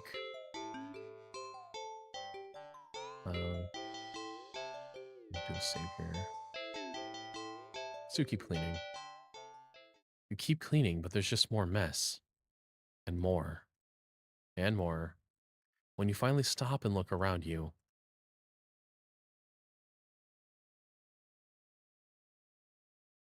you don't even recognize your home anymore. There's piles of junk everywhere. Do you even own this much stuff? Are we the writer of Hunter x Hunter? You don't remember even buying or receiving most of it. The piles tower over you. You feel claustrophobic. The stench of garbage is overwhelming, despite your hands feeling raw from all the cleaner fluid you've been using. Your eyes still burn from the bleach. You need some air. You need to get out of here. You hear a crash and see a teacup you're certain you don't own smashed in the floor. A little bastard. That's what a cat would do. You look up and see the cat perched on a teetering pile of china and kitchen appliances. It carefully nudges another teacup in the pile, sending it careening to the ground. But you don't even flinch as it shatters. Instead, you start to chuckle. Suddenly, you're laughing. It's so hilarious. That's like me with meat tendrils. Meat tendrils is so funny.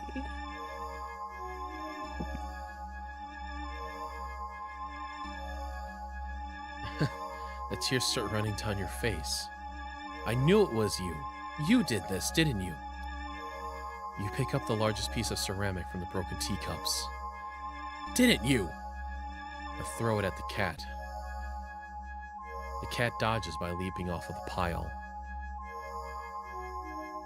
The pile sways. It sways. It's falling. It's falling towards... No. Down.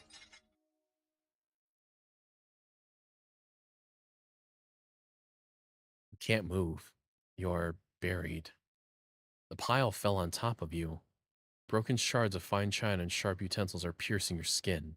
Your organs, your bones feel loose and limp, crushed under the heavy appliances. Warm liquid pools under you. With the last of your strength, you listen as the cat pads over to you before laying down and purring sleepily. Yeah, a nap sounds pretty good. A not so clean getaway. Okay, let's go to that last option again and see catch cat in the act. How are we supposed to finish cleaning up if this little imp is making a menace of itself? No. You know that the cat's the culprit.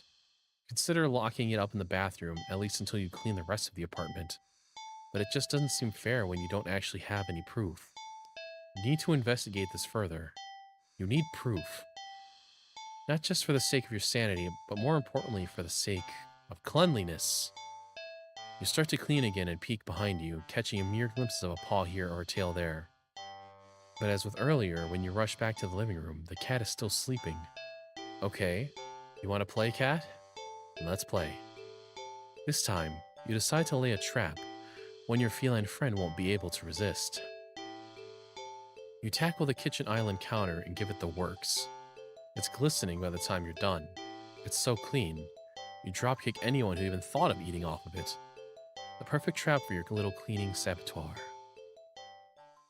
You whistle innocently as you exit. I'm sorry, I'm so tired. Exit the room and hide around the corner of the entryway to the hall. From the angle you're at, you have a perfect view of the cat and the island counter. There's no way you won't catch the culprit in the act now.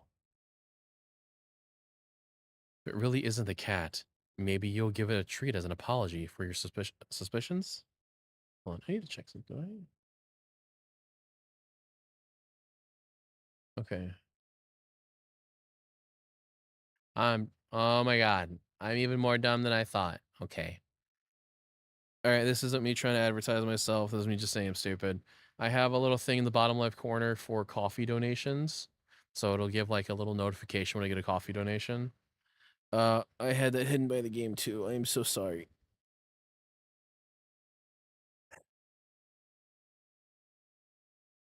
But as you deliberate if you should stop by the grocery store to get some fish, the cat starts to...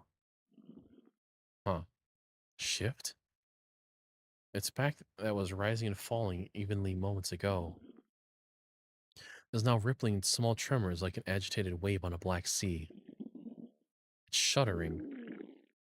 It's bubbling. Oh, that's awesome. It's bulging. A little kitty came out. I love him. What the hell? You gape in disbelief as another cat bursts out of the still sleeping feline you'd taken home with you. You're barely certain that's not how cats give birth. But more importantly, you watch cat number 2 shake itself off before leaping onto the counter, rolling around on top of it and leaving fur and grime in its wake. Probably should have given it a bath earlier. You feel like your mind is lagging behind the reality of the discovery you've just made, but you don't seem capable of thinking beyond smaller observations. For example, though the hows and whys of what you're witnessing elude you, the more pertinent question that strikes you is that if the original cat is still sleeping and the clone cat is busy making yet another mess, then where are all the other clones? Yeah, that was a cool little musical beat. Suddenly, 2 cats look directly at you in perfect unison. Their eyes pin you to the spot with their intensity. But you realize with a familiar sinking feeling of being watched from behind that they're not the only ones looking at you. You slowly turn around. There's a bunch of them. Packed into the hall behind you, from the floor to the ceiling, is a living, breathing, writhing wall of cats, of clones, all piled on top of each other. The glowing golden eyes of every cat in the undulating wall of pure black fur, every single one, is trained on you. Out of fear and sheer desperate need to distance yourself from the blight and reality and order, you take a single step back. And in response, the wall just breaks. The cats all stampeding over you. It'd be kind of cute if their soft paws weren't hiding claws as sharp as knives. Okay, I was just thinking, yeah, like being trampled by cats couldn't be that bad, right? But yeah, like 1,000 of the little things like clawing you to the shit out of you wouldn't be great. And try to protect yourself. There's just too many of them. Blood leaks steadily from your scratches. You feel dizzy, with what little strength you have.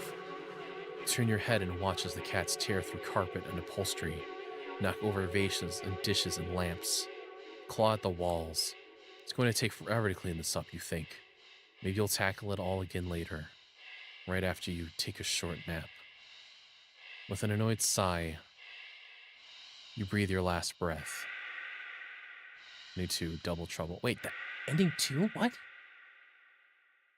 How was I supposed to get there from ending 1? Like, that's a direct line. What? Okay. Oh, no, that's not what it... Oh. Huh.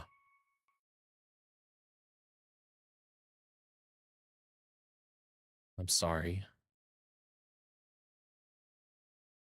I'm so sorry. I was just so tired of everything. Not you. Never you. But I couldn't be the person you deserve. Couldn't ever hope to be. I knew it. God damn it. You were so amazing. Smart and talented and independent. You shined. I fucking knew. Is this cat supposed to be a representation of an abusive partner? Like, I figured that's what this was the whole time. And I'm like, if it is, I'm a little disappointed because that's just so, how do I say it, generic. But in comparison, damn it. So stupid. So worthless. But when it approached me, it didn't tell me that it wanted me. It needed me. Maybe that's what I wanted all along. Watching could be so fleeting, but to be needed. There's nothing I wouldn't give to have someone tell me that I mattered to them. That they needed me. Huh. You're walking. Right, of course. It's the first time in a while you felt like going out. And you're actually glad that you did. Weather is absolutely perfect today. That's a good sign, right? Maybe your luck is finally starting to turn around. You tentatively allow yourself to feel excited for the possibilities of where you could go, what you could do, maybe even who you could meet. You're so deep in thought that you almost miss it. Huh? What was that? Curiosity guiding your steps, you follow the sound of the entrance of a lonely alleyway. The sunlight only just manages to reach down in between the tall buildings on the other side. You timidly enter the alley and walk forward, the loose gravel and scattered debris on the ground softening your footsteps. Finally, the sound sources come into view in the warm, almost ethereal light of the alley. At the end of the alley, in a big cardboard box, was a cat. Huh. So that should have been obvious. Meow. You are so late. I have been streaming for like 2 hours now. So far, this has been a really good experience. Been really enjoying this. I hope it's not as lame as I think it might be with some aspects of it, but all the little routes of it so far have been really nice. It's been really well done. Meow. Actually, give me 1 second here real quick. I'm so sorry.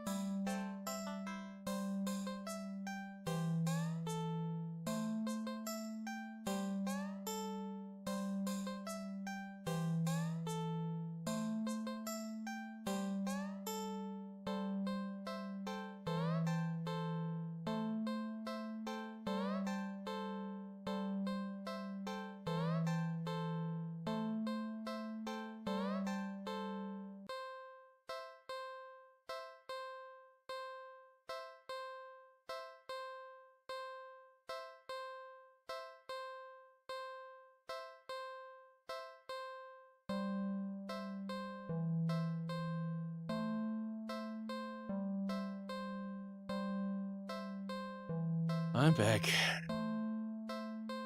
Oh my god. Sorry for that. I got up to see if I can find I have this like mouth moisturizer stuff to see if it can help me out, but I can't find it. Okay, I'm gonna continue this route, and if this leads nowhere, I'm just gonna load up the save again and see if I get anything else. It's an interesting looking cat. 3D yellow eyes. Yeah, we've seen this before. Seen this before. He looks so familiar, right? Meow. And it is a cat. Yeah, we saw this before too. One sure cutie though. Just look. Alright, I'm gonna take you home, see what happens. Meow. Well, why not? Right? Meow.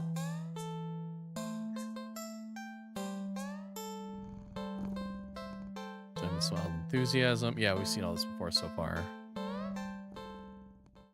On my way home, you briefly consider getting cat food. That would be a waste of time. Shrug. Live in a modest apartment. 1 bedroom, 1 bath, when you living alone in it. Okay. Does this just lead to the same nonsense? It simply sits and looks up at you expectantly.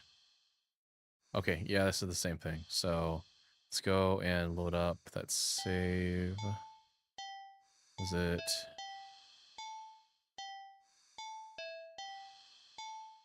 Yeah, we did the cleaning, we did the catching the act part, so. We did cleaning, so we'll do watch a movie now. You're not tired enough for a nap, but you're too lazy to get started on any of your chores. So you decide to watch a movie. You get dressed in your favorite pajamas, make some popcorn with an obscene amount of butter, and head over to your armchair. Only to discover that the cat is already napping on it. You frown a little in it, in thought. Your couch isn't at the best angle for optimal TV viewing pleasure. You don't feel like pushing it around and having to put it back later. Oh my god. Oh, why am I so brain dumb? The only options you have left are to sit on the floor, or move the cat and reclaim your throne. Alright, I'm gonna save that one, so we'll have that later. Let's try sitting on the floor first. You decide to sit on the floor. The cat is a guest after all, and you pride yourself on being a good host if nothing else. Well, at least you would if you'd ever had any guests over before. You grab a blanket and pull some pillows. You grab a blanket and some pillows and make a comfy nest in front of the chair. You pop in a random movie from your collection and tell instantly that it's one of your favorite horror films. You've seen it a few times already, but it never fails to get your blood pumping. A few minutes in, and you're already invested, getting reacquainted with the story and characters. The scares won't come until later, but for some reason you feel like something is watching you from behind. You know it's probably nothing, but you feel compelled to check anyway. You peek over your shoulder. Huh. Only to jump out of your skin, jostling a few pieces of popcorn out of the bowl in your lap. The cat is awake and looking right at you.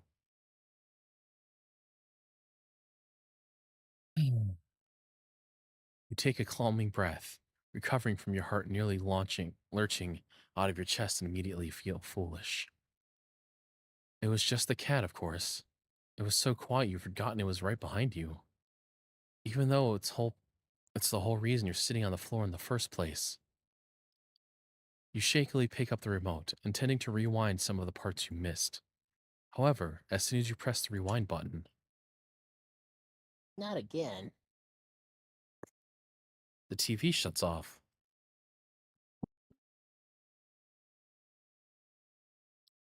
You blink confused. Nothing else turned off. The kitchen's dim lights was still on. The digital clock was still glowing, and the movie player was still rewinding. The power clearly didn't go out, so why? You feel a chill run down your spine as you catch the cat's reflection in the dark TV screen. It's still looking at you. Cats stare silly. It's kind of their thing, right? And you're a new addition in its life. Of course, it's going to study you closely to see if you're trustworthy. As you mentally reassure yourself, you turn the TV back on. What? The TV's on, but the movie isn't what's playing on screen. It's... The fuck is that? It's you. You watch yourself from on screen as you feel your brow furrow in tandem.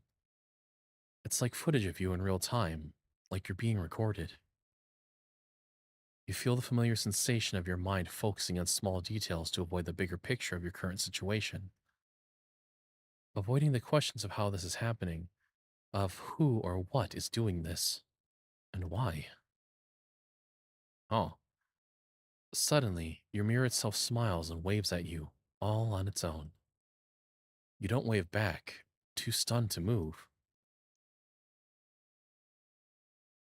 Then you, on the screen, doesn't seem to mind, though. It then stands up, walks out of frame, and...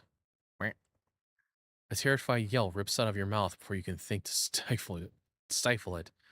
On screen, in the chair, is the cat. But it's wrong.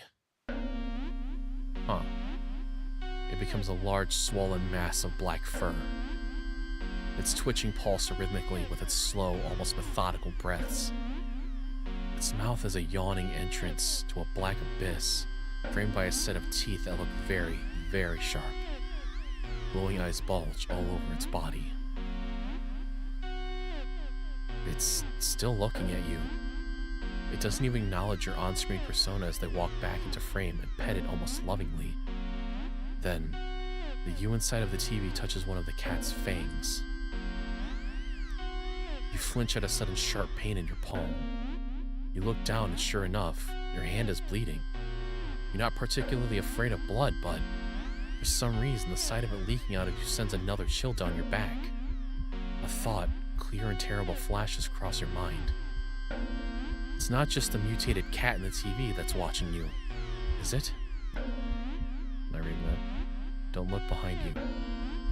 You watch hopelessly as your on-screen self smiles and nods at you, almost encouragingly. They stand in front of the cat's gaping jaws. They look into the dark depths.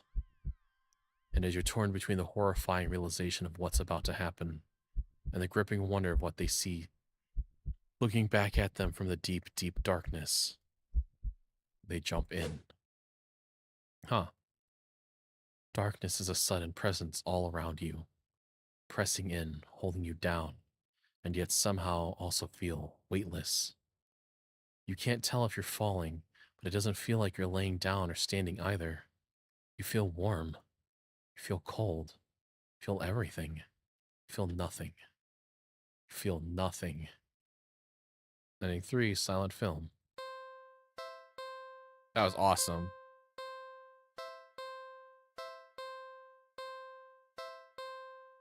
How about cool things to show up on ITV? So this was the sit on the floor. Okay, fuck you, cat. Get on my chair. You square your shoulders. Sorry, kitty, but that's my spot. You pick up the cat and place it on the floor.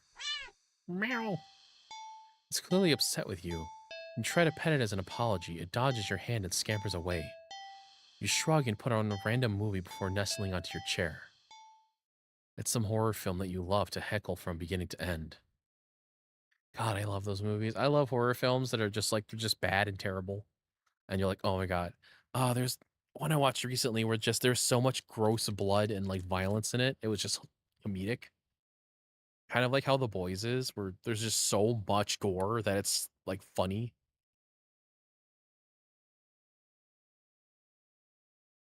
Nothing but an endless string of pointless jump scares. Did the writers not know the meaning of the word subtle? Huh. What was that? Was that the bathroom? The cat must have gotten into the medicine cabinet or knocked something over. Calming your thundering heart with a deep breath, you pause the movie and get up to investigate. Whoa! The cat dashes between your legs from the hall. Fleeing the scene only makes you look guiltier, you know. Even more reluctant to see the damage now. Just want to relax and watch your bad horror movie. You go into the bathroom and turn on the light. Just as you thought, all the stuff in your medicine cabinet is scattered on the tiles. You sigh. At least none of it looks broken or damaged. You crouch down to pick everything up. Click. Did the door just close? Did you bump it when you crouched down, or... Well, at least the cat can't come in and make more of a mess this way. Oh. The lights? Didn't you just replace the bulbs? They weren't faulty, were they? You never remember to hold on to your receipts for situations like these. You doubt you'll ever be able to get your money back. Stand up. You shake out the pain in your knees from crouching and open your medicine cabinet. Carefully, you place everything back where they belong, making sure nothing is missing. Oh, fuck. Ha, lol. You jump back, slamming against the wall, covering your mouth. You look back up at the mirror on the medicine cabinet door to see... Nothing. Nothing. What the hell? Something was... You know you saw something just now. You know you did. Right? Okay, let me save this real quick.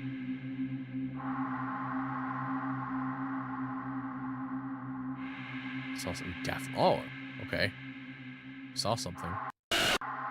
Kitty, why are you doing this? See, boss will do that shit to me. Little asshole, like, just jump out of nowhere. You rush out of the bathroom and slam the door behind you without looking. You enter the hall and... No.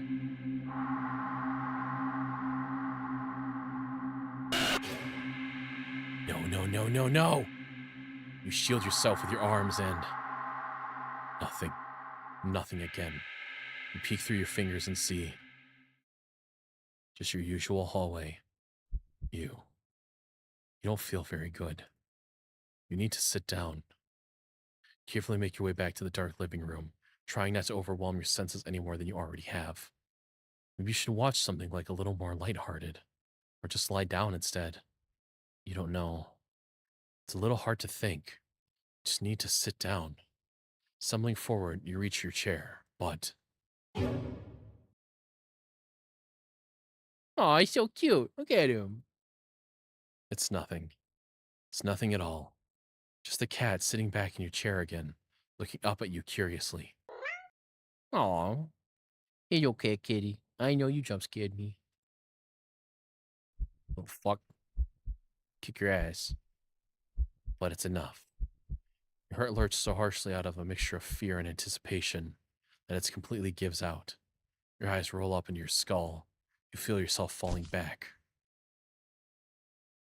You're dead before you even hit the ground. Real subtle. That's funny. Okay, that's funny. I like that. Aw, he's so cute.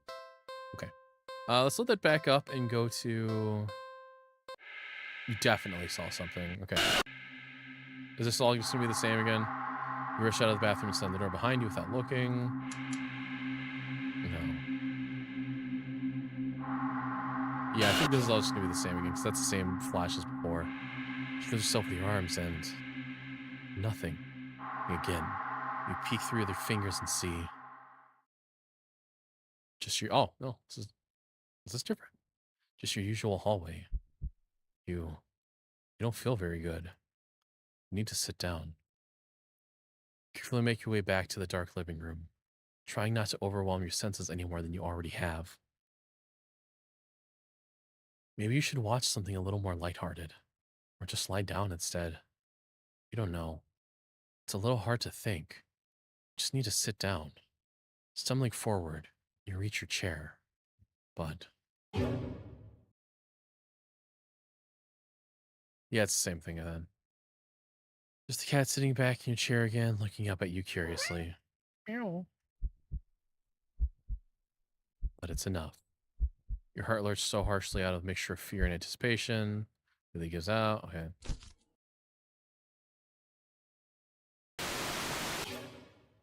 Cool.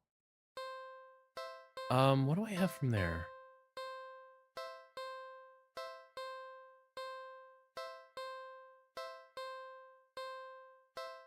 So I think we did all that then, right? So all we have left is take a nap then? This one? Alright, yeah, we did the watch movie stuff, so let's do take a nap. You're a little tired from the events of the day. Making life-changing choices like committing to the responsibility of caring for another living creature really wears you out. You could definitely use a nap. You head to your room and get dressed in your pajamas, where you decide to grab a glass of water from the kitchen. You head back to your bedroom, ready for a much-needed nap. Whoa! Only for the cat to race past you through the open door and jump on the middle of the bed. It takes its time kneading at the sheets before settling down and closing its eyes. Well, that was fast. You frown thoughtfully. Now that your mind's on it, you find yourself really craving a nap in your own bed. There's no way you're settling for sleeping on the couch. Certainly not the armchair. Which means you should. Okay. Let me save this one real quick then. Turn. Move the cat. You tentatively nudge the cat in an attempt to make it move on its own. It doesn't bulge in the slightest. God damn it. I'll come back to this option after this route. Keep trying, this is your bed. You push a little more firmly this time. Cat sounds annoyed with you.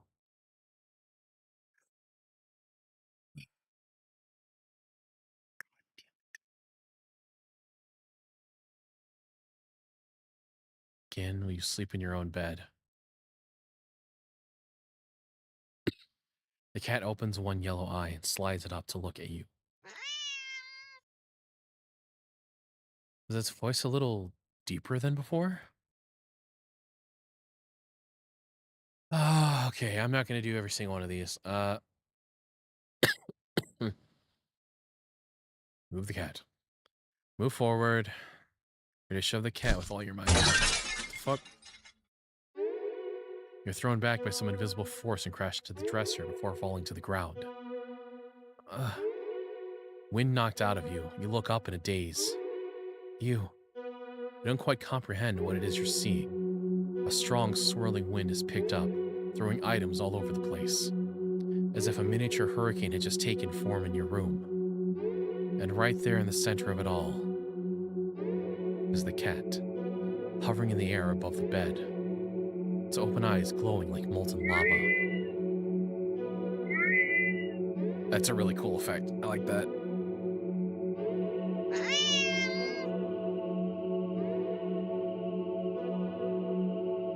You watch as a vortex rips open in the center of your bed, in panic as the swirling winds turn into a vacuum, dragging you towards the bed.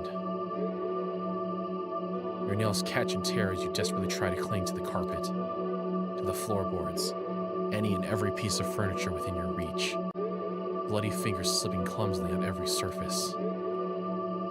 But there's nothing you can do. As you touch the vortex, your body starts to disintegrate. Tiny particles of your body separating and floating into nothing. The last thing you see is the cat landing limply on the bed and kneading on your sheets, before it curls up and falls back asleep. Stupid. That's a stupid thing. Do not disturb, really? Stupid. I'm gonna see what happens when I push it the other way with this one. Okay. Cat bones will slide. Meow. A little deeper. Okay, let's do this one.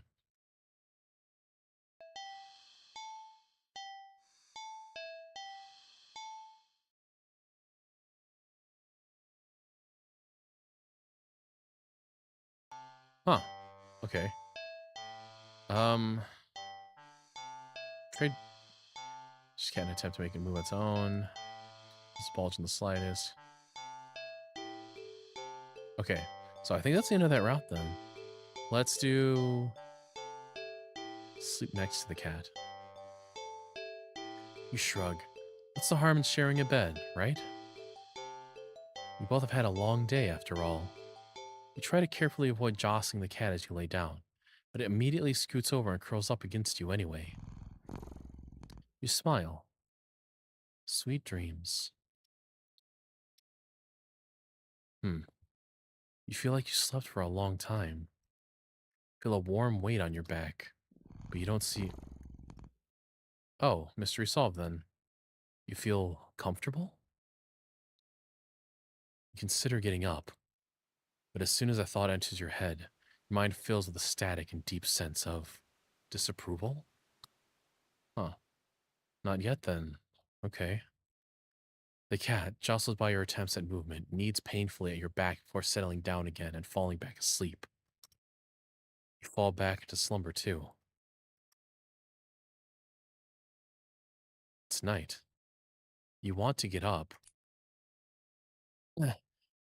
Claws dig into your back like a warning. Tomorrow then, right? It's morning. You'll be late for work. The cat doesn't bulge. You don't even try to get up this time. Just close your eyes and drift off again. It's the next day. Since the last several days. Or has it been weeks? Longer? You're not quite sure. You're hungry. You don't know how long you've been lying down. You feel sore on your back, but also on your stomach, your arms, your face, everywhere. You can't remember your last meal, the last time you drank anything. You've been sleeping all this time. You feel exhausted, more tired than you think you've ever felt in your life. It feels like a giant hand is pressing you into the bed. You can't remember the last time you even considered moving. But somehow you know. You need to go back to sleep anyway. Everything will be fine if you just go back to sleep.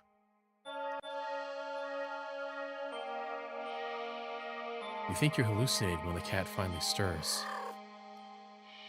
It stretches, I don't know what that word is, languidly? Before hopping off your back. You hear its feet padding through your still open door, its steps fading down the hall. You don't open your eyes. You don't move. You're afraid you don't remember how. You're afraid that the static will return if you try.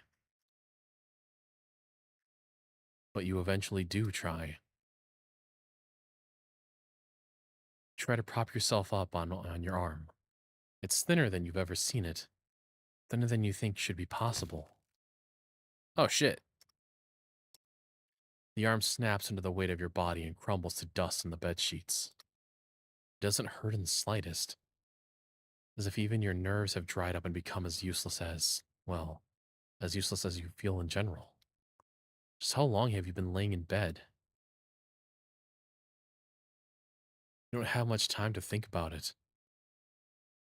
Your failed attempt at sitting up sends you tumbling over to the side of the bed like a rag doll. You think you're probably closer to being a ceramic doll, as your body shatters instantly upon impact with the floor. Your head rolls towards the door, letting you watch as the rest of your strewn body parts crack and crumble and turn to broken ruin as your consciousness begins to fade. The cat strolls into view then, poking and prodding at the remains of your brittle limbs. Bad kitty, you try to say, but you think your jaw might have snapped off earlier as well. Almost as if sensing your attention, the cat walks over to you. Well, your head at least. And you watch with your final conscious seconds as it lays down, curling its body around you. It feels warm. Well, maybe another nap couldn't hurt. Just a cat nap. Cool. Were there any other routes from there? I think we did all those then. Let's see, what was this one? Okay, I can do something else. Maybe you can try napping later. You decide to do something else with your time. Okay. I'm gonna say we got everything with those, right? 1 second thought. Do we even have other options? Let's go to the main menu and see what happens when I click continue. You're walking. Right, of course. Let's try avoiding the cat now and see what happens. It's the first time in a while you felt like going out. I'm just gonna skip all this real quick. Get to the cat.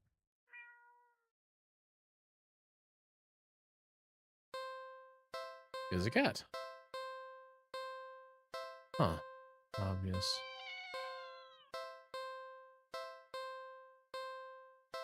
Saw the same stuff as before. He's kawaii desu.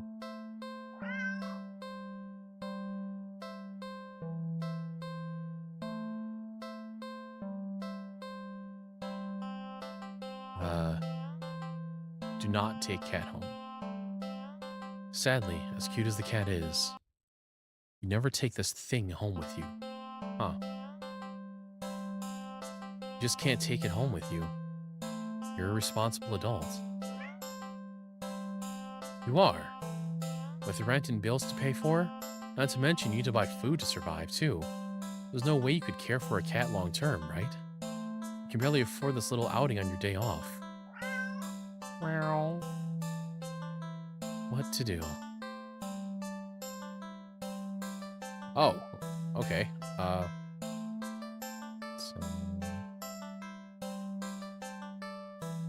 let's do leave cat. You don't think it's a good idea to get the cat's hopes up, having someone look after it if you're not willing to commit? What if it gets attached and somehow tracks you down back to your home? What? Hold up. Hold up. I saw that.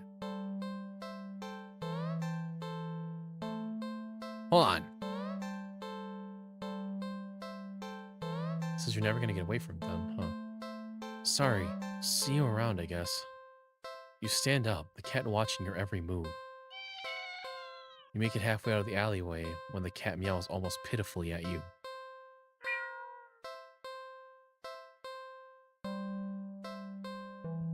Save here too. Let's ignore it. Nope. You need to nip this in the bud and get on with your day. So it's best for the both of you. You leave the alley and continue on your way. Wait, what was I doing? In all the excitement of dealing with your furry dilemma, you'd forgotten that you still hadn't decided on what you were going to do with your day off.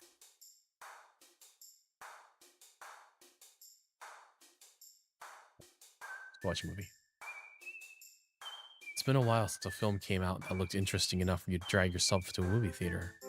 There's a showing of one such film at the old theater. The movie was a little too niche to be picked up by the new cinema that had opened across the street. That's okay though, you're not exactly a fan of the crowds. And nothing ruins the experience of watching a new movie for you more than a noisy audience. Oh, there's so many options. Okay. Little old theater. Let me save this too, goddammit. Let's go to the old theater. Oops. You usually buy your ticket and find the kind old man at the booth and head inside. It's barren of any trace of other people, and the decor looks like it hasn't changed since the 80s. Maybe even the 70s. But it's what you were counting on. You consider buying some popcorn, but can't help but be concerned that everything at the concession stand might be expired. Move on and walk through the halls, finally locating the theater designated on your ticket stub. As expected, the theater your movie will be playing is completely empty. Perfect. You pick a spot right in the middle, even counting the seats and taking into consideration the gap on the staircase. As you settle in, the dim lights fade away, leaving the room pitch black for a few seconds. Before the screen flickers on, no commercials or trailers pop up, the movie just begins. Pleased, you shrug and let yourself get immersed in the opening scene. But just as you're getting into the premise, the door opens behind you, momentarily casting light into the room and ruining the atmosphere. You hold in a frustrated sigh. It's a public establishment after all. The place can't exactly afford to stay open if you're the only customer. Try to refocus on the movie, but you sense the new presence slowly shifting around the theater. or heading in your general direction. What?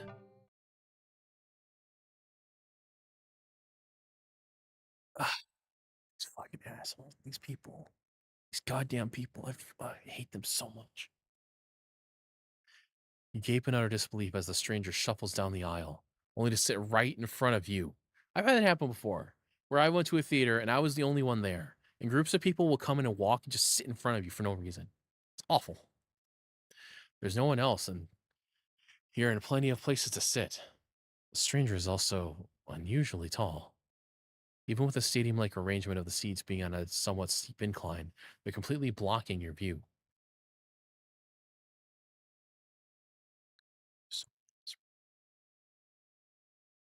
Move to another spot. You don't want to risk escalating the situation further. This whole thing is already making you uneasy. Why would you choose to sit right in front of you? Surely they know you wouldn't be able to see past them. Shaking your head with a passive-aggressive scoff at the stranger's direction, you reluctantly pick another seat. Less perfect seat in the theater. But, as you settle down, you see the strange person get up, only to once again sit down in the seat directly in front of you. You look around somewhat hopelessly as if waiting for someone to silently agree with you about how odd all of this is. Or at least to inform you that it's all an elaborate prank. But there's no one else here with you. That's how you've always liked it, but I can't help but think that maybe it would be nice to have someone else here if it meant not being alone with this weird jerk. Do it again. It's fun. You move again. And again, they sit right in front of you. You bristle, annoyed and a little humiliated. Were they just getting a kick out of this or something? You wasted enough time with this jerk that you don't even know what's going on in the movie anymore.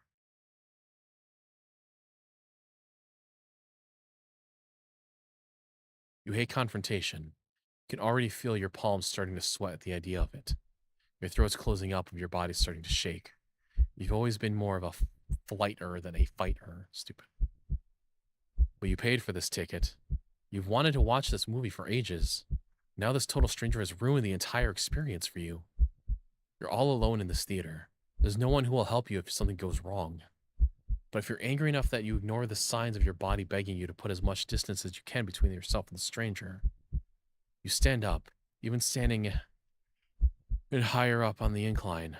The stranger is still at least a head taller than you. The movie continues to play in the background, but you feel as if a hush immediately falls heavily over the theater at your movement. As if you can sense the stranger. Oh, okay. This is a typo. As you can sense the stranger anticipating what you plan to do next. You square your shoulders and force a little bass into your voice. Hey. The effort makes your words come out more harshly than you intended, like a sudden vicious bark. But you figure they don't deserve it anyway. You're being a real jerk, you know that? Just what are you playing at, huh? You're trying to piss me off. The silence that follows your words is deafening. So much so that they glance at the screen only to find that the movie has paused. Your attention is ripped back to the stranger in front of you as they shift slightly, like a small animal trying desperately to anticipate the moves of a predator. You don't move an inch. You don't look away. You don't dare to blink. Instead, your eyes widen as the person's head turns, then turns some more, then turns more, beyond what should be possible, neck bones cracking, to face you directly. You can't move. Wide glowing eyes resting above a wider grinning mouth gaze down at you. The stranger opens their mouth and what comes out is something impossible to comprehend. Dude just meowed at me. What?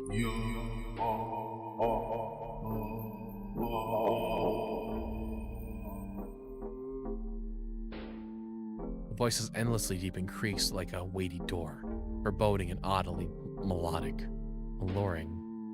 But it also snaps you out of your terrified trance, and before you know it, you're already out the door. You run through the halls of the empty theater, heading for the exit. You have something watching you from behind, but you're too afraid to look. The exit now in sight, you sprint forward and burst through the doors. You look around frantically and spot the crowded cinema across the streets. People! That's what you need. Safety numbers and all that. Without thinking, you rush into the streets when a sinking sensation crawls down your spine, compelling you to look behind you.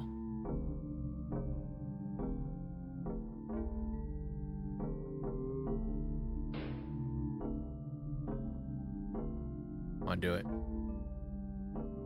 What's up, buddy?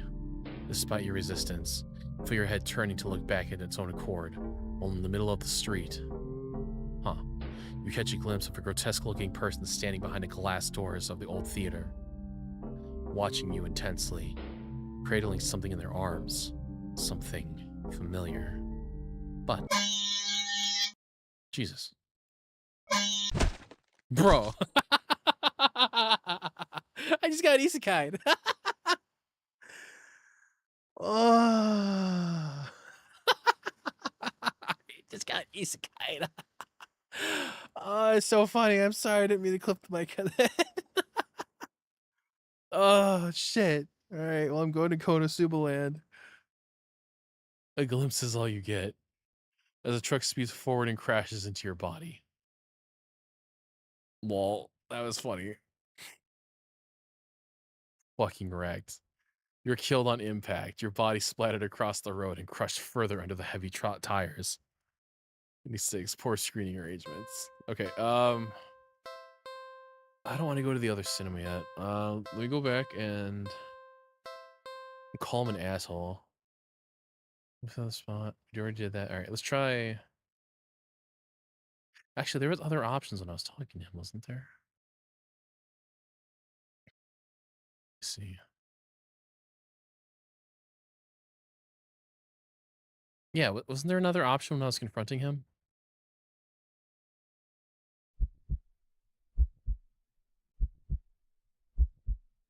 Okay.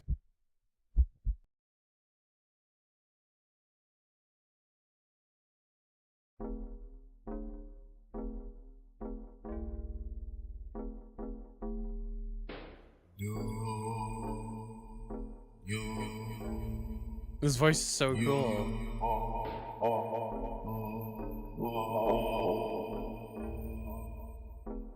Let's finish this one and go to New Cinema. Refusing to even risk a peek over your shoulders, you rush across the street of the New Cinema Theater. You didn't realize that it felt like you've been surrounded by some kind of dreadful pressure, until it very suddenly vanishes, leaving you feeling more than a little shaken. But at least breathing comes easier. I think it's within your best interest to repress everything that just happened.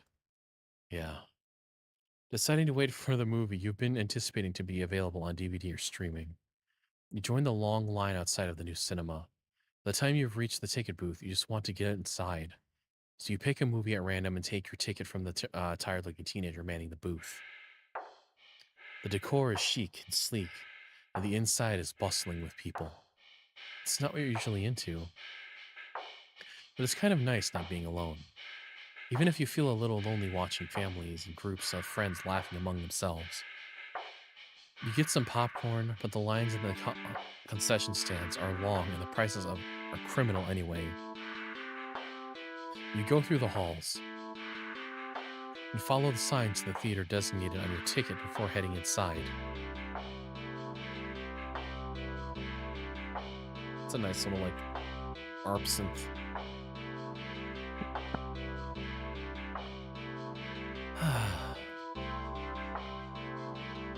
You sigh at the sight of the absolutely crowded theater. You head towards a seat only to be told by the person next to it that it's being saved for someone. This happens a few more times before you finally manage to get yourself settled into a seat annoyingly off-center to the screen.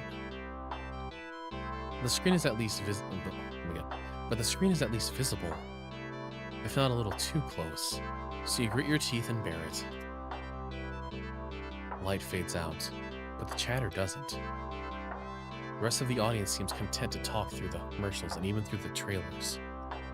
You figure the chatter will stop when the movie actually begins, but it doesn't get even slightly quieter at the opening scene. It starts to play out. You sigh out loud, not thinking anyone would hear you anyway. This is why you avoid movie theaters like the plague. Suddenly, the screen changes, showing the face of a black cat. A familiar black cat. Confused murmurs fill the room, but then the cat on the screen meows.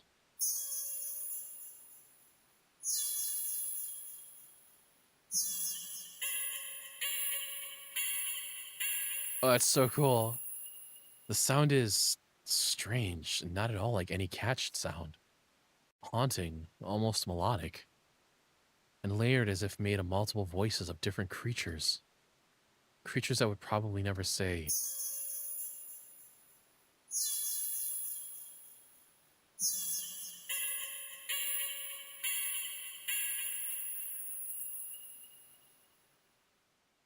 You sit in confusion and wonder why you haven't already gotten up and left to complain to the cinema staff. Then you hear it. It's scattered and dissonant at first, but among the crowd, people start to chant along with the cat on the screen.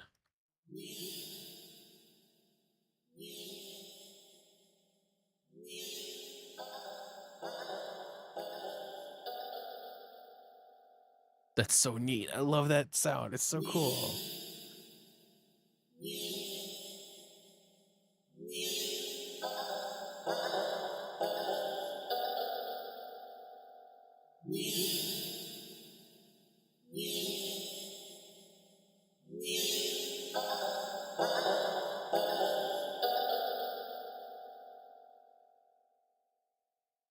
Soon, the entire room is chanting in perfect unison.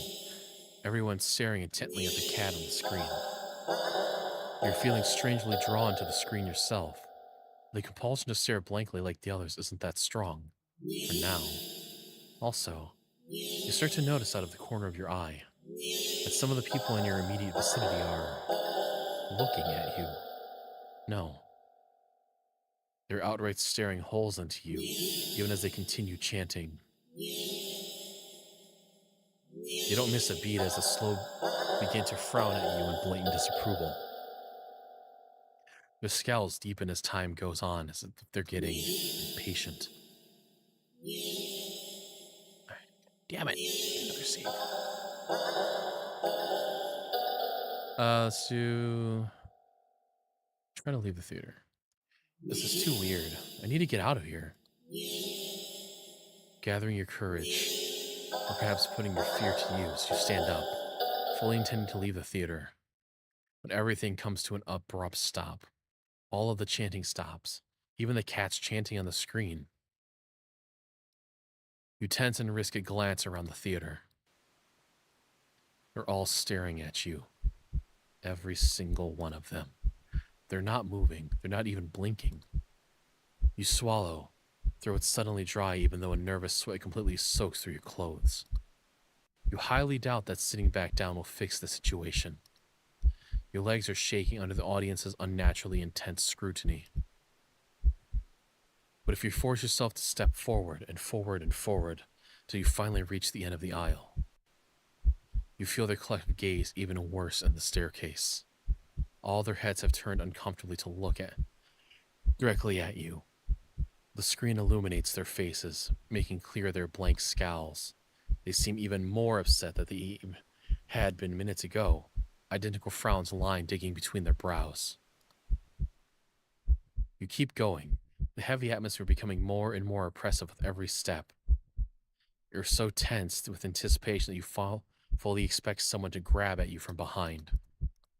But no one does. You don't hear any of them even get up. You exit the theater holding your breath as the door closes behind you. You briskly walk through the halls, putting as much distance as possible between you and the theater full of people. Finally reaching the lobby, you just barely manage to catch yourself from falling to the floor as you gulp in a huge gasp of air.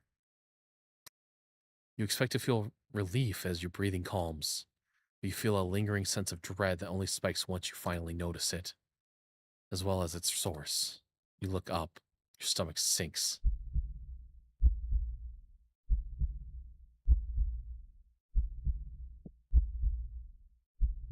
Oh, cool.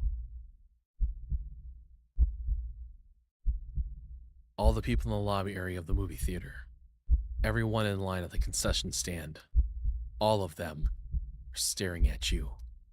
And they look even angrier than the people in the theater. You don't hesitate this time. You duck your head, avoiding eye contact, and leave the cinema. You ignore the glares of everyone in the ticket booths and the lines leading to them. You make your way home. Whenever you dare to look up at someone on the way, you flinch at the blatant anger, fury, and disgust on their face.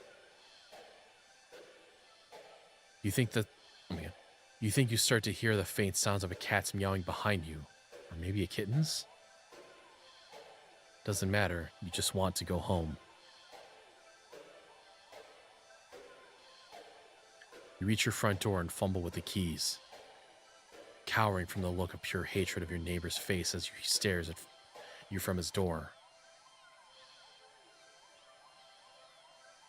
Finally, you get inside your apartment, lock all the locks in the door, and slide down with your back against it until you're sitting on the floor. You allow yourself a moment to breathe.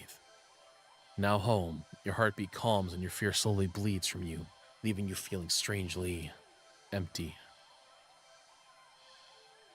You pass the kitchen, head to your room, and slip under the covers, your bed, trying to fall asleep. Maybe it's all just a bad dream. As you fall into a fitful sleep, sure to be full of nightmares of glaring eyes, try to ignore the ever-increasing sounds of cats meowing and yowling in the distance outside your apartment. 17 Black Sheep. Oh, that was awesome. Okay. I'm gonna use the restroom again real quick. Give me 1 minute.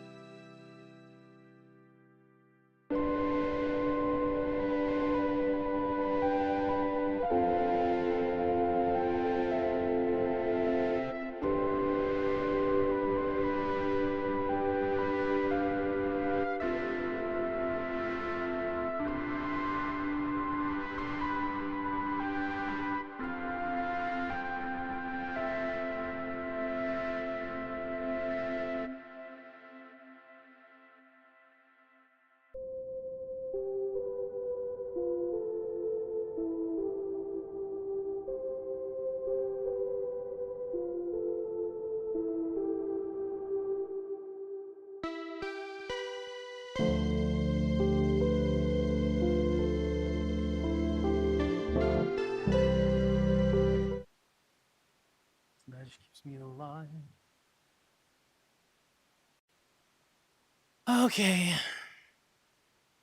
Oh my god. Are we having fun? We're having a good time.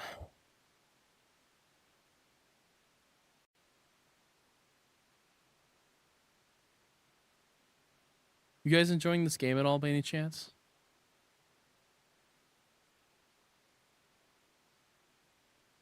All right.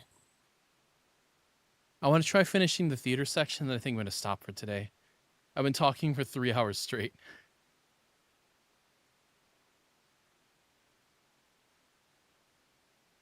This game's a lot of fun, though. I feel like everything is tackling a different form of phobia or something like that.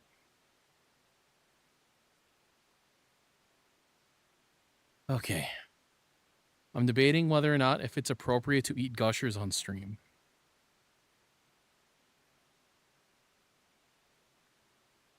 Okay, let's go back in. Let's do blend in with the crowd. Thinking fast, you look to the screen and behind begin to chant in tandem with the crowd. Yeah. Yeah. I'm not going to say yeah, good.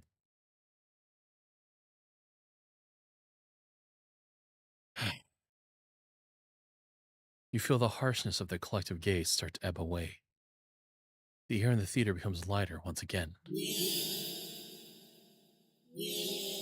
Oh, it's such a cool sound. It's so cool. That little part at the end, it's perfect. I don't know who designed that. Good job. This is a little indie game too for free. So whoever did this, like, really thought it out. Release air shakily, just realizing that you'd been holding on your breath earlier. You feel stuck. Surely can't just up and leave now. Not after whatever all that was. The people around you all seem fine now. But there's no telling if they'd get aggressive at you for even moving too much. Never mind outright getting up and leaving. You decide to let this run its course. Hopefully someone will come along, right? Or at least turn the film off? You continue the chant along with everyone. You start to feel lightheaded. You feel as if you could fall asleep, but your eyes don't feel heavy in the slightest. You try to look around and gauge the other's emotion state. The fuck is this? That's so cute.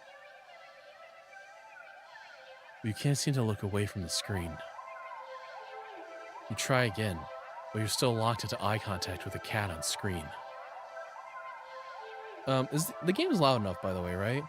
I feel like it's pretty balanced. I took a listen earlier to see if it was alright. I want the soundtrack to this game. This music's really cute.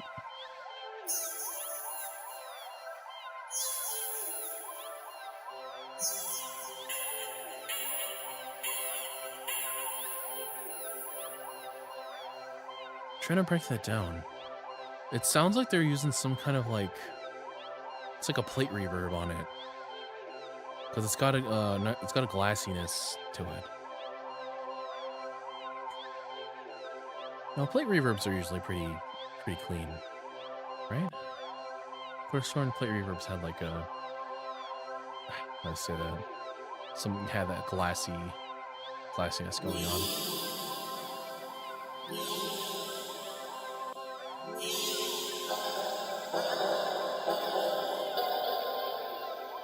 It could be the Waves one. Waves R-verb. Because that has that kind of glassy tone to it. It sounds very artificial.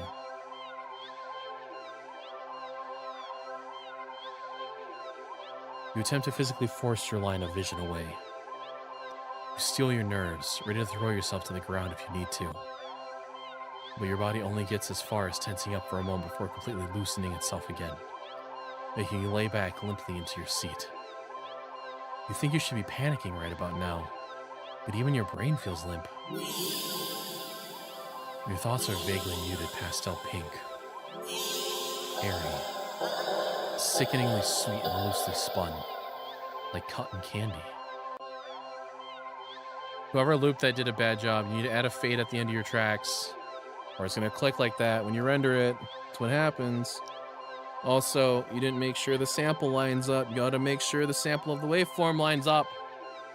You make sure the cycle properly reaches the other cycle so you can crossfade it. If you don't, it's gonna do exactly that. Right there, you heard it?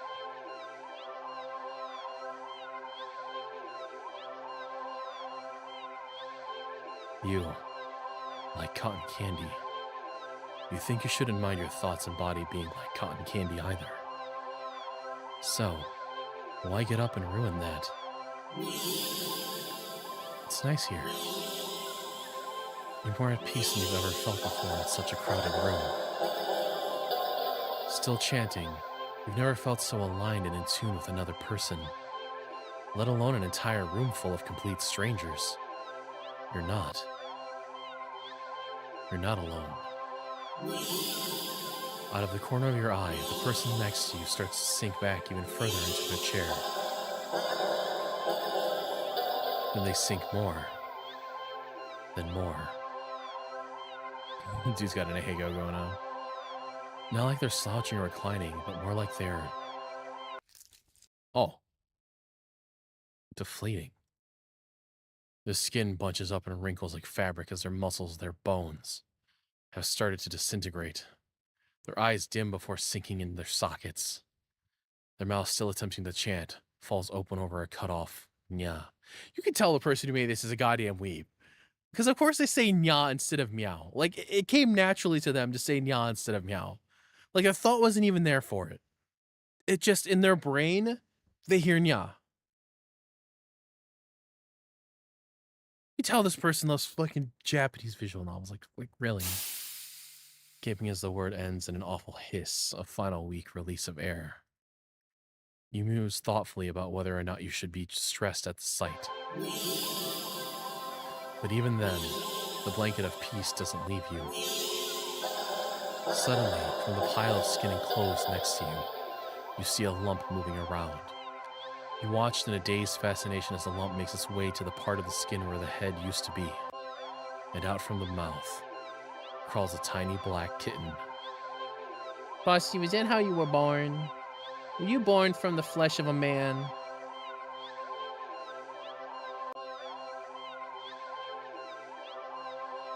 Yeah. You can hear the familiar hissing sound all around you now as the ununified chants start to fade, only to be replaced with a faint mewing of kittens. Finally, your voice is the only one still chanting, still human. I swear the person who made this loves Song of Saya. I feel it in my heart. There's an ending in Song of Saya where she starts to like, what is it? Oh my god, she turns, no, dandelion. What's the stupid flower? The one where you like, you blow on it and it makes the little seeds go everywhere. She like spreads that throughout the world and everyone turns into a gross ass monster. Not that I've played that game or beaten it or think it's cool. You know, not that I've ever done that. Mm-hmm. Finally, your voice is the only one still chanting, still human, and alone. Again. You don't want that. You can't go back to that. Not again. Not again, please. Just then, you go completely limp. Your body feels light, but it might as well weigh several tons.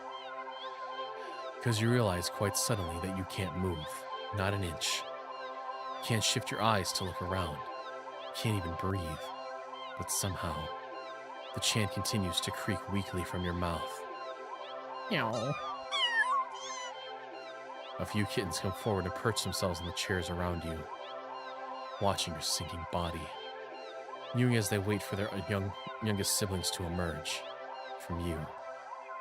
Dozens of glowing eyes peer down at you, and as your eyes start to cave into the sockets of your softening skull, you manage to make out the silhouette of a familiar cat perching on the seat right in front of you.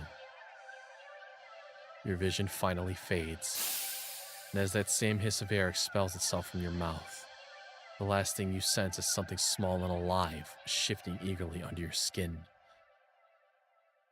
Andy18, happy birthday. Was that all we had to do for the theater then? We did that. Yeah, I think for the...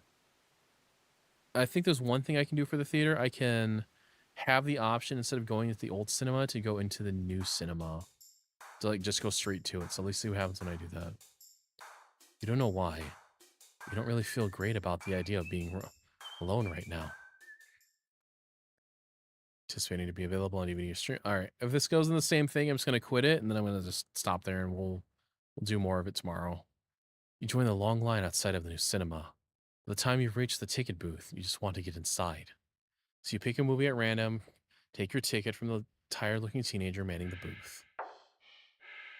Right, we did all this.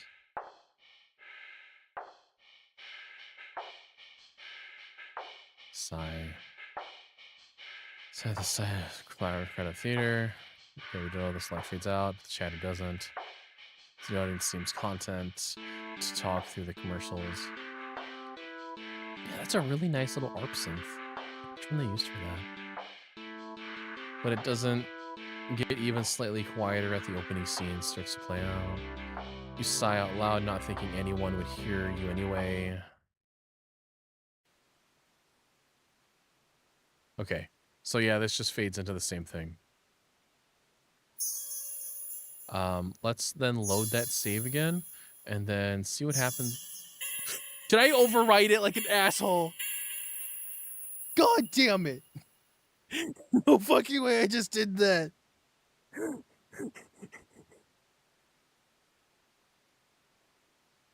No way I just did that. Hold up.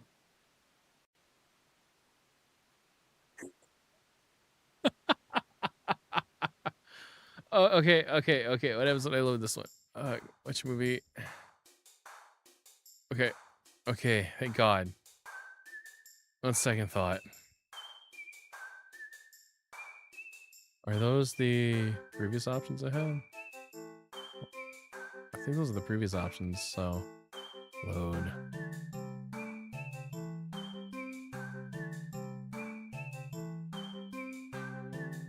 Okay, so those are my other options. All right, so those I'll get back to you tomorrow.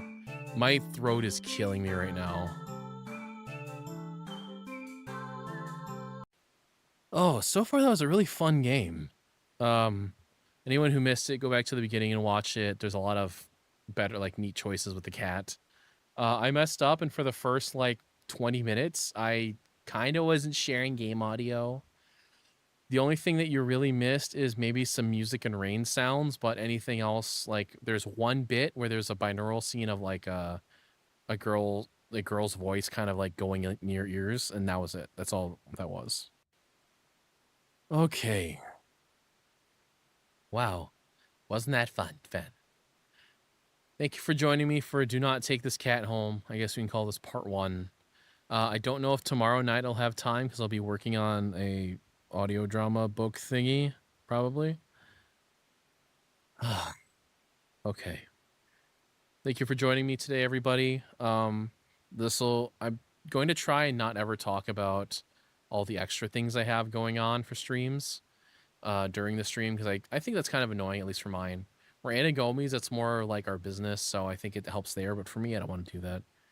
I do have a coffee. If you ever want to help, like, just help me out, you can always send me a coffee. It'll put a cute little donation name on screen for chat for everyone else to see. And I also have a throne, which I believe those links are now in the description of my live streams.